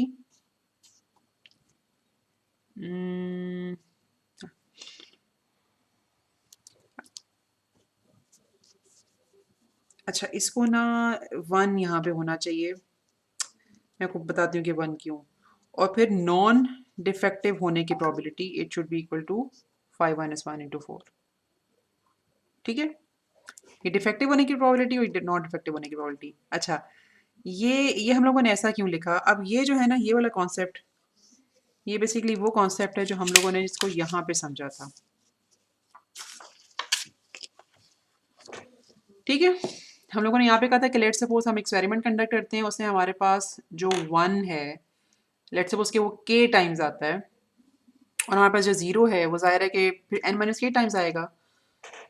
तो और हम बेशक P1 multiplied by P0 multiplied bye P1 into P0 इस तरह से करें, या फिर P1 को इकट्ठा कर ले, P0 को इकट्ठा कर ले और फिर उन सबको आपस में मल्टीप्लाई करें, तो मल्टीप्लिकेशन में ऑर्डर चेंज करने से फ़र्क नहीं पड़ता। तो ये यहाँ पर ऑर्डर जो भी हो ये वाला फॉर्मूला इंटैक्ट रहेगा। अच्छा, अब अगर हम देखें कि लेट्स सपोज हमारा 1 सिर्फ एक दफ़ा अगर हुआ है, हम जो एक्सपेरिमेंट जिसकी हम मिसाल ले रहे हैं उसमें हमारे पास टोटल जो n है दैट इज़ 5 इन नंबर, ठीक है? हम 5 का सैंपल बना रहे हैं तो n इज़ 5 इन नंबर। तो हमारे पास लेट्स सपोज कि डिफेक्टिव पीस अगर सिर्फ एक है, तो प्रोबेबिलिटी ऑफ डिफेक्टिव पीस मतलब जो भी डिफेक्टिव अब होने की प्रोबेबिलिटी है उस प्रोबेबिलिटी को हम 1 यहाँ पे इसकी पावर में आएगा, और नॉन डिफेक्टिव जो कि अगर जाहिर है कि ये एक ही दफ़ा निकला तो ज़ाहिर ये 4 दफ़ा निकलेंगे और इसकी जो पावर है उसमें 4 आ जाएगा, जो कि हम लोगों ने यहाँ पे लिखा। एंड दे आर टोटल, ये जो मेरे पास सिचुएशन है कि जिसमें मेरे पास एक डिफेक्टिव और 4 नॉन डिफेक्टिव होंगे, ये सिचुएशन में बस 5 दफ़ा अकर होगी, ठीक है? और ऑफ कोर्स क्योंकि इसका ऑर्डर मैटर नहीं करता, तो ये जो 5 मेरे पास बेसिकली आया है ना, ये मेरे पास इस तरह से आया है कि टोटल मेरे पास 5 जो ये नंबर 5 आया वो इस तरह से आया कि मेरे पास टोटल 5 सैंपल्स हैं, उसमें से एक डिफेक्टिव है। अब एक की चूँकि पर्टिकुलर पोजीशन कोई भी हो सकती है, मुझे इससे फ़र्क नहीं पड़ता, तो इस नंबर को मैं इस तरह से ऑब्टेन करूँगी और साथ इससे ये वाला फार्मूला लगेगा। ओके, तो फिर बायनॉमियल एक्सपेरिमेंट की जो प्रोबेबिलिटी डिस्ट्रीब्यूशन है ना, वो फिर इवेंचुअली निकलती है इस तरह से कि probability of x being equal to let's suppose k, ठीक है, कि n सैंपल्स हमने उठाए या फिर n टाइम्स हम लोगों ने एक्सपेरिमेंट किया, उसमें हमें k टाइम्स एक पर्टिकुलर केस हैपन हुआ। तो अब चूंकि उसका ऑर्डर मैटर नहीं करता, तो देर आर एन सी के टाइम्स या एन सी के टाइम्स ऐसे आउटकम्स होंगे सैम्पल स्पेस में जिसमें एक्स की वैल्यू बेसिकली के बराबर होगी। ठीक है, जैसे कि हम लोगों ने यहाँ पे देखा कि यहाँ पर मेरे पास के की वैल्यू 1 थी ना, डिफेक्टिव पीस वाज 1, तो मेरे पास यहाँ पे 5 ऐसे केसेस है जहाँ पे के की वैल्यू 1 थी, तो ये मुझे नंबर यहाँ से मिल जाएगा। अब के बराबर होने की जो प्रोबेबिलिटी है दैट इज पी, तो उसको हम के बराबर रखेंगे, और के बराबर ना होने की जो प्रोबेबिलिटी है दैट इज 1 माइनस पी। तो हम अ, ने इस पॉइंट तक ये बात सीखी है कि एक बायनॉमियल एक्सपेरिमेंट होता क्या है, एक बायनॉमियल रैंडम वेरिएबल कैसा होता है, ठीक है, 0 से लेकर n तक उसकी वैल्यू जाती है, और एक बायनॉमियल रैंडम वेरिएबल की जो डिस्ट्रीब्यूशन है, प्रोबेबिलिटी डिस्ट्रीब्यूशन, वो हम कैसे निकालते हैं। ठीक है, तो हम लोग बेसिकली यहाँ पर x इज इक्वल टू 0 से शुरू करेंगे, तो x इज इक्वल टू 0 से अगर हम शुरू करेंगे तो ये यहाँ पास बनेगा p की पावर 0 1 माइनस p की पावर n, और फिर हम x इज इक्वल टू 1 की प्रोबेबिलिटी निकालेंगे, x इज इक्वल टू 2 की निकालेंगे, जो आखिर में हम निकालेंगे वो x is equal to n की निकालेंगे। ठीक है, p की पावर n और फिर 1 माइनस पी की पावर n माइनस n। ठीक है, तो इस तरह से हम बायनॉमियल डिस्ट्रीब्यूशन को एवेल्युएट करते हैं, मैं यूँ समझ लो कि कैलकुलेट करते हैं। अच्छा, ओके, अब हमारे पास मेरे वाले आगे हाँ थोड़े से एक्सपेरिमेंट्स हैं या एग्जांपल्स हैं जिसमें हम बायनॉमियल डिस्ट्रीब्यूशन के लिए हम लोगों ने जो फॉर्मूला सीखा है ना, इसको हम अप्लाई करके थोड़ा सा देखेंगे कि उसके आंसर्स कैसे आते हैं। अच्छा, ओके, अब मेरे पास जो स्टेटमेंट है वो मैं पढ़ती हूँ, फिर आप लोगों ने भी इसको ज़रा समझना है कि when a transmission tower for a wireless phone service breaks down it quickly becomes an expensive proposition for the phone company. From companies' records, it is postulated that the probability is 0.9 that the breakdown can be repaired within 1 hour. चूँकि वो company को बहुत महंगा पड़ता है, तो company कोशिश करती है कि उसे 1 घंटे से पहले-पहले सर्विसेबल किया जाए, ताकि जो लॉस हो रहा है, कस्टमर्स मसलन फ़ोन कॉल नहीं कर पा रहे, तो कंपनी का ज़रा लॉस हो रहा है, तो उस लॉस से बचा जा सके। तो वो इस चीज़ को अपनी सक्सेस ग्रांट करते हैं कि अगर हम 1 घंटे से पहले-पहले उसको ठीक कर लेते हैं, तो दैट इज़ सक्सेस, लेकिन अगर वो घंटे में ठीक नहीं होता, तो दैट इज़ फेलियर। तो यहाँ पर हमें एक तो पता चल गया कि सक्सेस क्या है घंटे से पहले ठीक करना, और फेलियर क्या है कि अगर घंटे से ज़्यादा टाइम लगे, और because they are very much eager कि हम वो प्रॉब्लम जल्दी सॉल्व करें, तो वो यूजली उनका जो रिकॉर्ड ही कहता है कि 0.9 या 90% टाइम्स वो उसे घंटे में ठीक कर लेते हैं, और 10% of the times it happens कि वो उसको ठीक नहीं कर पाते। तो यहाँ पे जो हमारे पास प्रोबेबिलिटी ऑफ सक्सेस है दैट इज़ 0.9, और जो प्रोबेबिलिटी ऑफ फेलियर है दैट इज़ इक्वल टू 0.1। अच्छा, अब हम लोगों ने करना यूँ है कि for the next 3 breakdowns on different days and towers, पहला सवाल है कि list all possible outcomes in terms of success which is repairing with in 1 hour, and failure non not being repaired with in 1 hour. तो ये जो पहला है ना कि हम लोगों ने आउटकम्स देखना, तो आउटकम्स का लफ्ज़ वैसे भी एसोसिएटेड सैंपल स्पेस के साथ है, तो हम लोगों ने करना यूँ है कि जो 3 अगर ब्रेकडाउन्स हो जाते हैं, तो क्या पॉसिबिलिटीज़ है, क्या पॉसिबल आउटकम्स हो सकती हैं कंपनी के हवाले से। अच्छा, मैं इसको ना इस सैंपल स्पेस को ऐसे डिनोट कर देती हूँ क्योंकि अब हम लोगों ने एस और ऐसे को सक्सेस के लिए यूज़ करना है। तो इट्स वेरी मच पॉसिबल कि मेरे पास तीनों सक्सेसेस हों या फिर एक फेलियर हो, ये भी हो सकता है। ठीक है, ये मुख्तलिफ पॉसिबिलिटीज़ हो सकती हैं ना, और ये मेरे पास टोटल 8 पॉसिबिलिटीज़ आएंगी, जो मेरे पास आखिरी आएगी that would be F F. तीनों फेलियर्स हो गए हैं, ठीक है।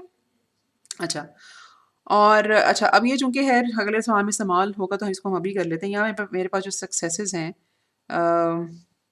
ये 3 हैं, ये 2 हैं, ये 2 हैं, ये 2 हैं, और ज़ाहिर है कि कुछ और वैल्यूज़ भी निकलेंगी, यहाँ मेरे पास 0 निकलेगा। तो मेरे पास जो रैंडम वेरिएबल बनेगा इन टर्म्स ऑफ सक्सेसेस, उसमें ये वैल्यूज़ पॉसिबल होंगी। अच्छा, अब हम लोगों ने करना यह है कि प्रोबेबिलिटी डिस्ट्रीब्यूशन फाइंड करनी है of the number of successes के। ज़ीरो सक्सेस होने की क्या प्रोबेबिलिटी है, 1 की, 2 की एंड 3 की। तो ये चूंकि अगर आप नोट करो तो हर एक्सपेरिमेंट इंडिविजुअली बर्नौली एक्सपेरिमेंट है, बर्नौली ट्रायल है, तो ओवरऑल जो है ये बायनॉमियल डिस्ट्रीब्यूशन बायनॉमियल एक्सपेरिमेंट बन जाता है। तो प्रोबेबिलिटी निकालने के लिए हम बायनॉमियल डिस्ट्रीब्यूशन का फॉर्मूला अप्लाई कर सकते हैं। मसलन कि अगर मुझे प्रोबेबिलिटी निकालनी है सच दैट कि मेरे पास कोई भी सक्सेस ना हो, ठीक है, तो फॉर्मूला क्या लगेगा, टोटल मेरे पास जो ट्रायल्स हो रहे हैं वो 3 है, और उनमें से कोई भी सक्सेसफुल नहीं है। सक्सेसफुल होने की प्रोबेबिलिटी इज 0.9,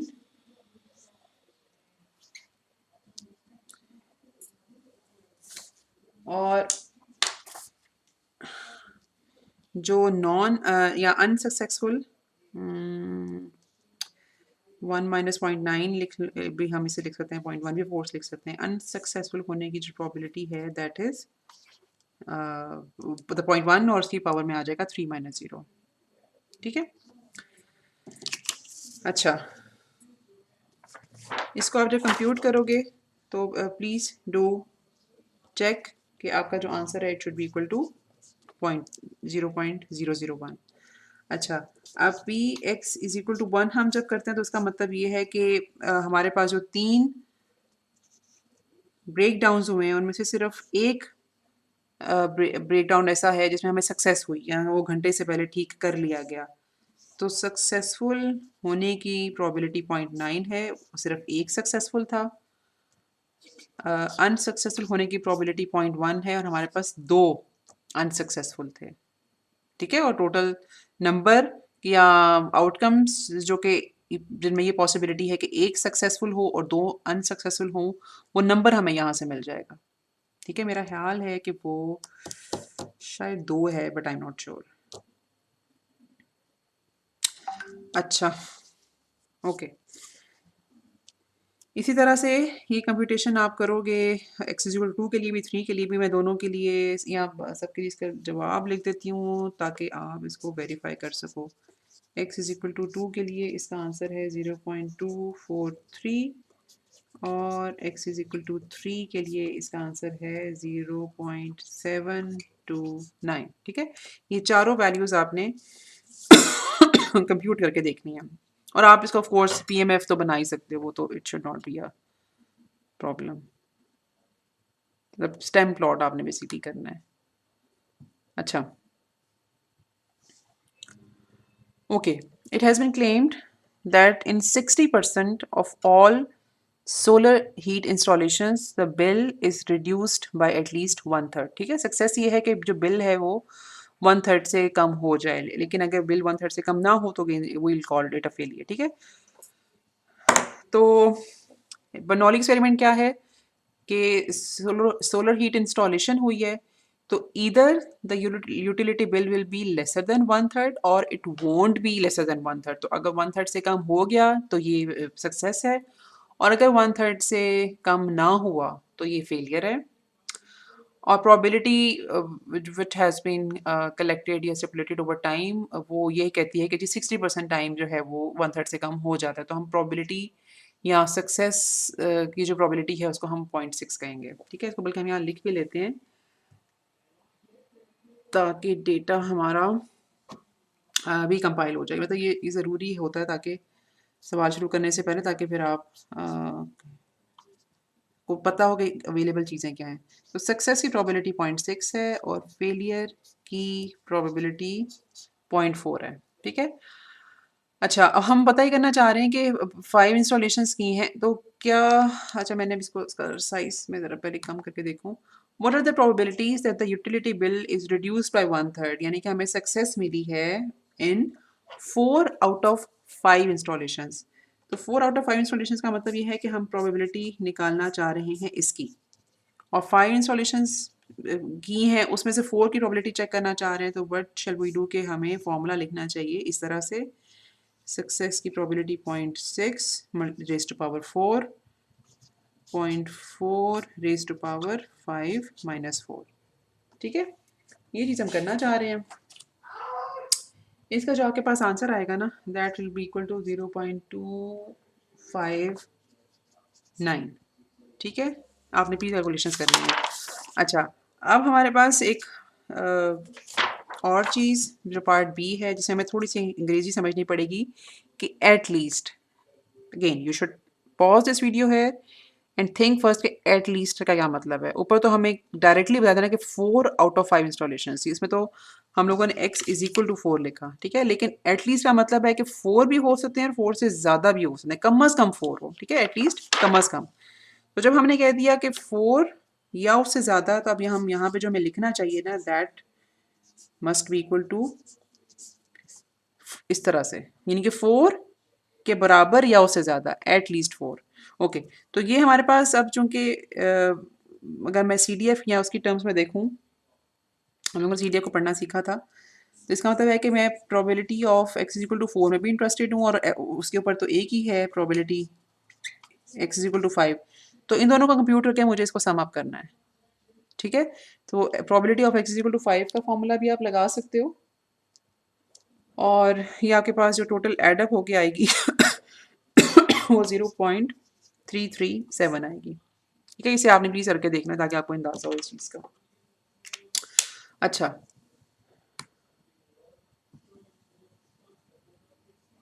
आगे हमारे पास जो सवाल है बायनॉमियल डिस्ट्रीब्यूशन को ही समझने का।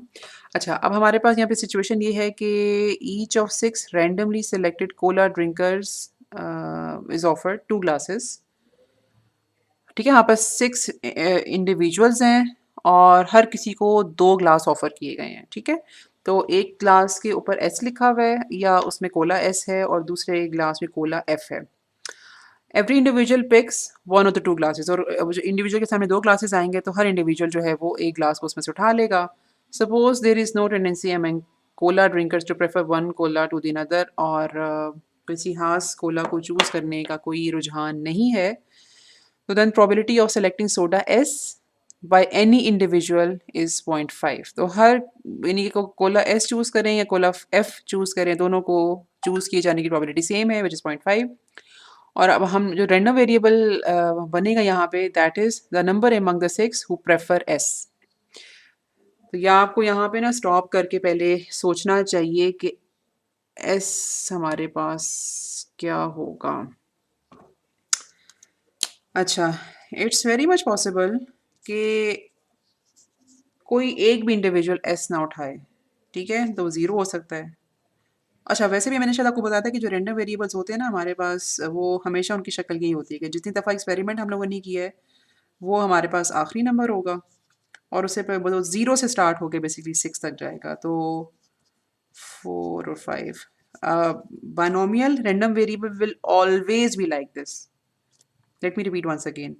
A binomial random variable will always be like this. It will start from 0 and end at n. n यानी कि जितने दफ़ा बर्नौली ट्रायल्स किए जा रहे हैं। अच्छा, ओके, अब पहला सवाल है कि एग्जैक्टली 3 इंडिविजुअल उठाएं। अब एग्जैक्टली का लफ्ज़ आ गया तो हम इंटरेस्टेड हैं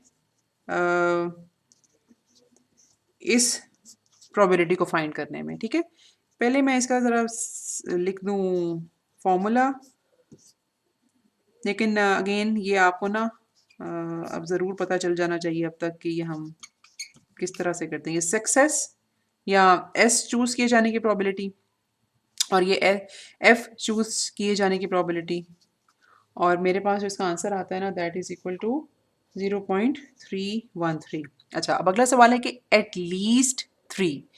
तो एट लीस्ट का वर्ड चूंकि आ गया तो उसका मतलब है कि कम अज़ कम 3, और उससे ज़्यादा भी हो सकते हैं। तो इसको हम जब लिखेंगे तो हम बिल्कुल पुराने सवाल की तरह इस तरह से लिखेंगे और फिर यहाँ पर हमें जो है ना अ, इसको ऐसे लिखना चाहिए।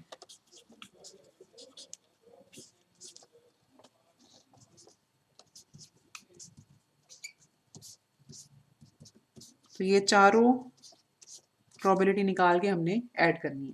अच्छा, अब अगला सवाल ये है कि एट मोस्ट वन, तो मोस्ट का मतलब एक ज़्यादा से ज़्यादा।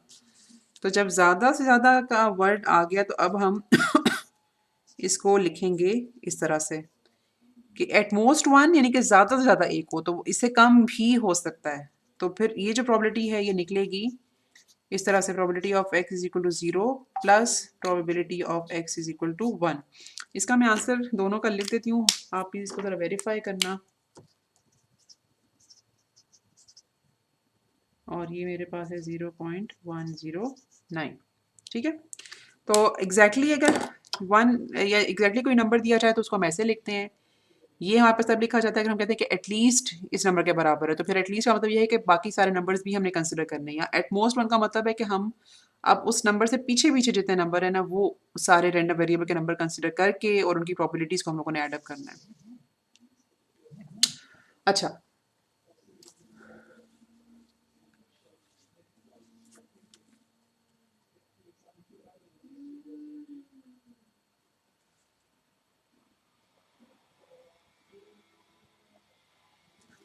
ओके। अब हमारे पास अगले आगे क्या है, आपने प्लीज़ इसके ज़रा और एक्सपेरिमेंट्स ही करें। अच्छा, ये मीन और वेरिएंस, अब इसको ना मैं ज़्यादा एक्सप्लेन नहीं करूँगी, लेकिन आप लोगों ने करना यूँ है कि जैसे हम लोगों ने 3 एग्ज़ाम्पल्स किए हैं ना, किसी एक पर्टिकुलर एग्ज़ाम्पल की आप सारी प्रोबेबिलिटीज़ निकालो।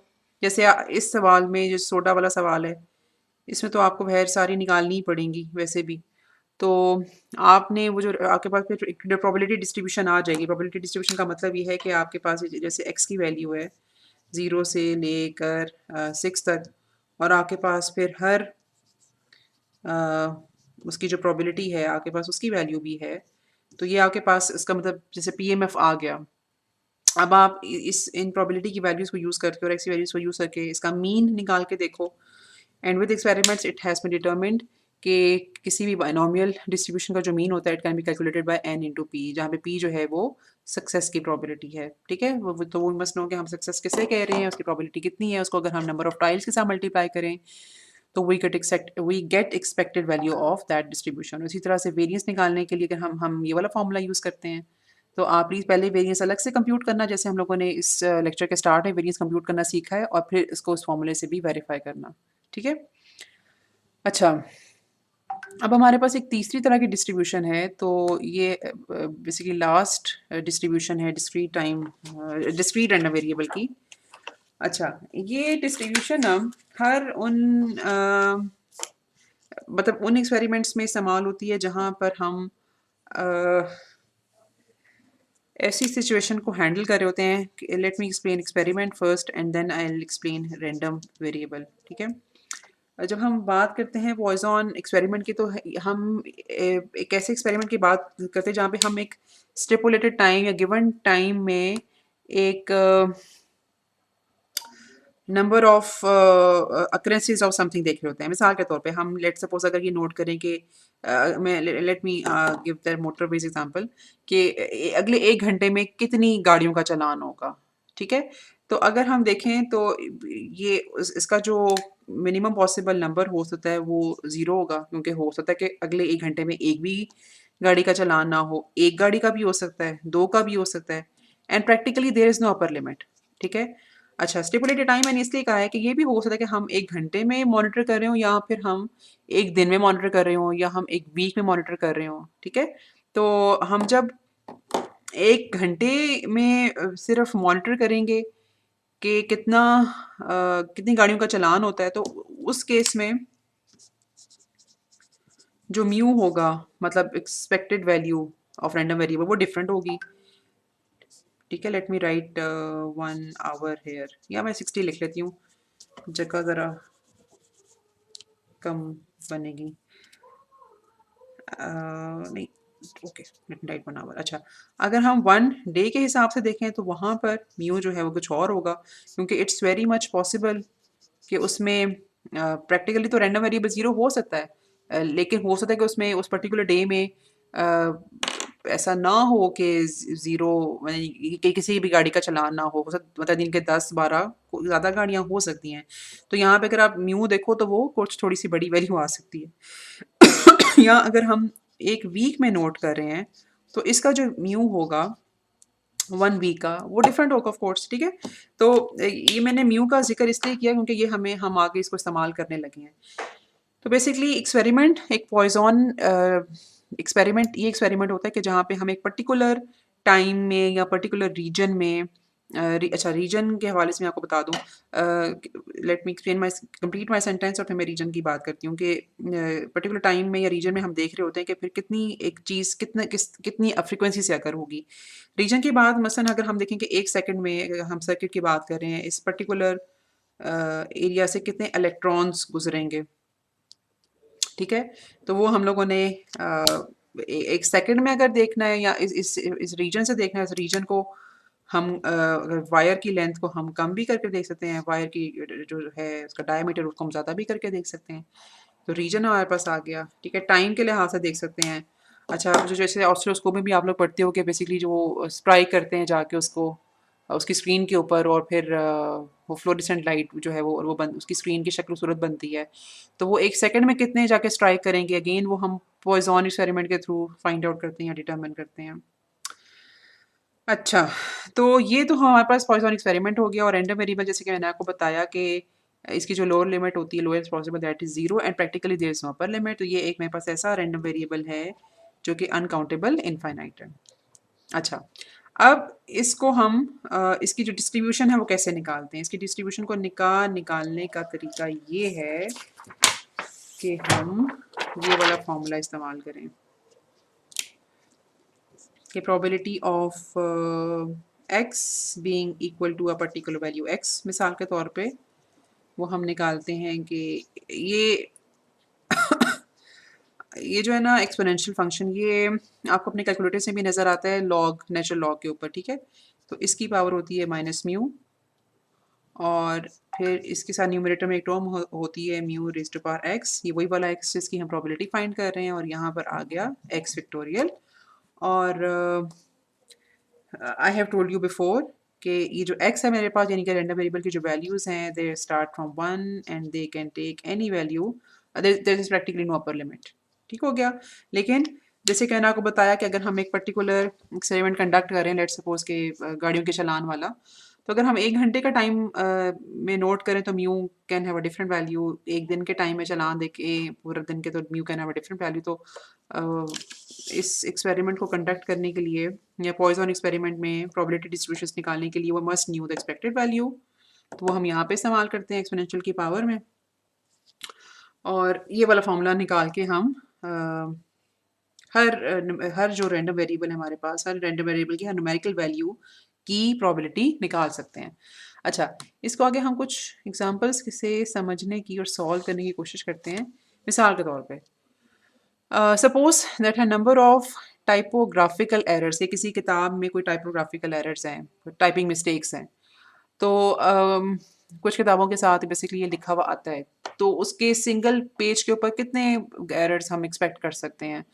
तो ये हम फाइंड आउट करते हैं पॉइजन डिस्ट्रीब्यूशन से, it's because it is possible कि कोई भी एरर ना हो, ठीक है। तो वो ज़ीरो वैल्यू होगी, एक एरर हुआ, दो एरर हुए, and practically there is no upper limit, कोई कितने मर्जी एरर्स हो सकते हैं depending upon the number of words in that page.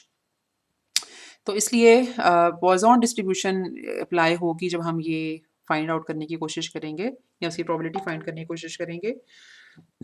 और जो इसमें म्यू है दैट इज इक्वल टू 0.5। अच्छा, पहला सवाल इसका ये है कि calculate the probability that there is exactly one error on the page. अच्छा, ओके, लेट मी सी कि ये, अच्छा जी, इसके लिए ना मैं पहले 2-3 वैल्यूज़ निकालूंगी ताकि मैं आपको बता सकूं कि अच्छा, इट्स पॉसिबल कि दैट देयर इज, अच्छा सवाल उन्होंने पूछा कि एग्जैक्टली वन एरर, तो x is equal to one की प्रोबेबिलिटी हम देखना चाह रहे हैं।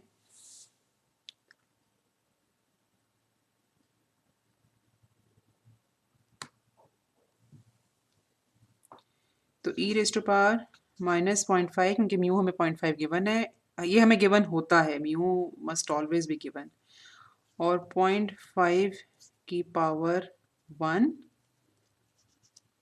ठीक है, ये वाला 1 और 1 फैक्टोरियल। अच्छा ये मेरे पास आ जाएगा 0.3033। अच्छा, for the sake of explaining you something, मैं एक इसकी भी प्रोबेबिलिटी निकालना चाहूँगी। 0.5 raise to power 2 over 2 factorial, ये मेरे पास 0.0758 आएगा।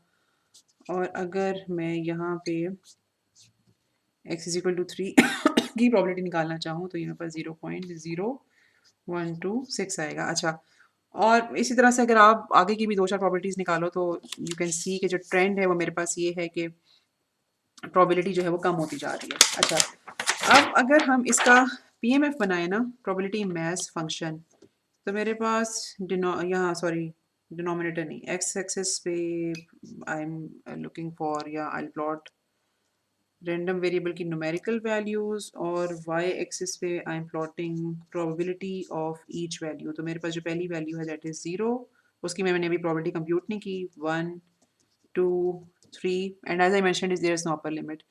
तो 1 की प्रोबेबिलिटी अगर मैं 0.303 है, उसके बाद 0.07, फिर 0.01, और अगली ज़ाहिर है उससे भी कम होगी। अच्छा, ज़ीरो के मैंने प्लॉट कर दिया, लेकिन ये मैंने 1 के ऊपर करनी थी। अच्छा, इसको कंपनसेट करने के लिए मैं ऐसे करती हूँ कि मैं इसको 1 2 3 4 और यहाँ पे 0 लिख लेती हूँ। मेरे पास अभी 0 की प्रोबेबिलिटी कंप्यूट नहीं हुई हुई, और ये डाई डाउन होती जा रही है। अच्छा, कम कम होती जा रही है, ठीक है। अच्छा, अगर हमने इसका CDF बनाना हो तो आपको पता होगा कि 0 पे जितनी भी प्रोबेबिलिटी है, मुझे इसका अंदाज़ा नहीं है, लेकिन मैं इसको एक पर्टिकुलर वैल्यू से शुरू कर लेती हूँ। 0 1 2 3, तो आपको ये नज़र आएगा कि ये ना थोड़ी सी इसमें वैल्यू इंक्रीज़ होगी, और ये ना स्टेयर केस इस तरह का बनेगा, ठीक है, बहुत मामूली सा इसमें इंक्रीज़ होता जाएगा, लेकिन ये आगे चलती जाएगी, क्योंकि CDF जो है वो that is a commutative distribution function, और इन्फिनिटी में जब ये पहुंचेगा तो इसकी वैल्यू जो है 1 हो जाएगी। लेकिन ये इतना इसमें सटल अब इंक्रीज़ आएगा, क्योंकि अब आपको देख के पता चल रहा है कि जो मुझे x इक्वल टू 3 पे प्रोबेबिलिटी मिली है वो ये है, 4 पे इससे भी कम मिलेगी, 5 पे इससे भी कम मिलेगी, लेकिन इवेंचुअली मुझे कुछ ना कुछ मिलती रहेगी, बेशक वो 1.6 इंटू 10 रेज़ टू पावर -15 या इस तरह से कोई भी वैल्यू आए, मुझे ये प्रोबेबिलिटी की वैल्यूज़ मिलती रहेंगी। अच्छा, तो इसमें ये मैं, अच्छा ये जो था सारी मैंने तमहीद बांधी है ना, ये मैंने अगले पार्ट के लिए बांधी है। जो अगले पार्ट में लिखा हुआ है कि calculate the probability that there is at least one error, जब हमने एटलीस्ट वन एरर कह दिया या एटलीस्ट का टर्म लगा दिया, तो अब यहाँ पे फ्रॉम योर प्रीवियस एक्सपीरियंस जो आप लोगों ने बायनॉमियल डिस्ट्रीब्यूशन में सीखा है, एटलीस्ट का मतलब है कि 1 के बराबर या उससे ज़्यादा, ठीक है। अब ये प्रैक्टिकली इसलिए पॉसिबल नहीं है क्योंकि आपको उसके लिए x इज इक्वल टू 1 से स्टार्ट करके फिर 2 3 4 इन्फिनिटी तक प्रोबेबिलिटीज निकालनी पड़ेंगी, विच इज़ वेरी डिफ़िकल्ट। तो हम ये वाली जो है ना यहाँ से ऑनवर्ड्स की प्रोबेबिलिटीज दिखाना चाह रहे हैं। अच्छा, लेकिन हम इसका एक हमारे पास हल है। हल हमारे पास ये है कि हमें ये पता है कि जो इवेंचुअली जो इन्फिनिटी के बाद ये ना इसने 1 पे पहुंच जाना है, ठीक है। तो हम क्या कर सकते हैं कि 1 में से अगर हम ये वाली प्रोबेबिलिटी माइनस कर लें तो विल गेट दिस वैल्यू। तो इसको हम probability of P X is equal to 0 ये कर सकते हैं, और फिर हमें यहाँ पर एक आंसर मिलेगा विच इज़ 0.393। आप करके देखना, भी करके इस तरह से देख सकते हो कि आप एक्स इज इक्वल टू 0 के ऊपर जो प्रोबेबिलिटी ना वो फाइंड आउट कर लो। अच्छा, प्लीज़ इसको सोचो कि अगर समझने कि ये कैसे हुआ है, it should not be very much difficult to understand. CDF का कॉन्सेप्ट जो है ना वो आपका क्लियर होना चाहिए इसके लिए। अच्छा, और अच्छा ये हम इसको पहले स्टेटमेंट को समझ लें और फिर हम इसका सवाल सॉल्व करते हैं। For health reasons homes need to be inspected for radon gas. which decays and produces alpha particles. So we don't want alpha particles, so we want to have our homes scanned and inspected. So there's a device that counts the number of alpha particles that hit its detector. तो it's possible कि कोई भी alpha detector ना alpha particle उसको ना वो एक किसी भी अल्फा पार्टिकल को ना डिटेक्ट करे, वो एक को भी कर सकता है, वो दो को भी कर सकता है. Practically infinite is the upper limit. So to a good approximation in one area, the count follows Poisson distribution with mean 1.3. तो जब वो एक पर्टिकुलर एरिया को उसके में होम्स को इंस्पेक्ट करते हैं तो वहाँ पे जो मीन है अल्फा पार्टिकल्स को डिटेक्ट किए जाने का दैट इज़ 1.3. तो डिटरमिन हमने ये करना है कि एग्जैक्टली वन पार्टिकल को डिटेक्ट किए जाने की प्रोबेबिलिटी कितनी है. तो उसके लिए हम जो इस्तेमाल करेंगे फॉर्मूला वो हम लोगों ने पहले देखा हुआ है कि एक्सपोनेंट की पावर -1.3, 1.3 की पावर 1 और 1 फैक्टोरियल. ठीक है, that should be equal to 0.3543. अच्छा, फिर कि 1 और मोर पार्टिकल्स, तो ये हमारे पास अब आ गया ये वाली चीज़. ये हम लोगों ने पहले निकालना सीखा है कि हम अब 1 में से p of x is equal to 0 subtract करेंगे. We should get 0.727. ठीक है. Lastly probability of at least 2 but not more than 4. तो एटलीस्ट 2 यानी कि 2 से ज़्यादा और 4 से कम. तो ये मेरे पास इक्वेशन बनेगी, यानी कि इनके दो एटलीस्ट 2 है ना. अगर मोर देन 2 होता फिर हम 2 को शामिल ना करते. तो एटलीस्ट 2 है, इसका मतलब कि 2 शामिल है और 2 से ज़्यादा हम देखना चाह रहे हैं, लेकिन less than 4, not more than 4, इसका मतलब कि 4 शामिल हो गया. तो यहाँ पर अब हम जो इंटरेस्टेड हैं वो हम ये निकालेंगे कि अब हमने 2 को चूँकि शामिल करना है ना इसमें. तो probability of x at 4 minus probability of x equals to 1. Why not 1? Why not 2? Because we want to include 2 here. लेकिन 2 से जो पिछली वाली प्रोबेबिलिटी है वो हम इसमें से सब्ट्रैक्ट करेंगे. जो पिछली वाली प्रोबेबिलिटी है वो हमें probability of x equal to 1 से मिलेगी. अच्छा, मेरा ख्याल है कि this is the last slide. हाँ, ओके. बस ये है कि आप अभी जो प्रोबेबिलिटी डिस्ट्रीब्यूशन है ना, इसमें एक्सपेक्टेड वैल्यू तो निकालना इसलिए पॉसिबल नहीं है क्योंकि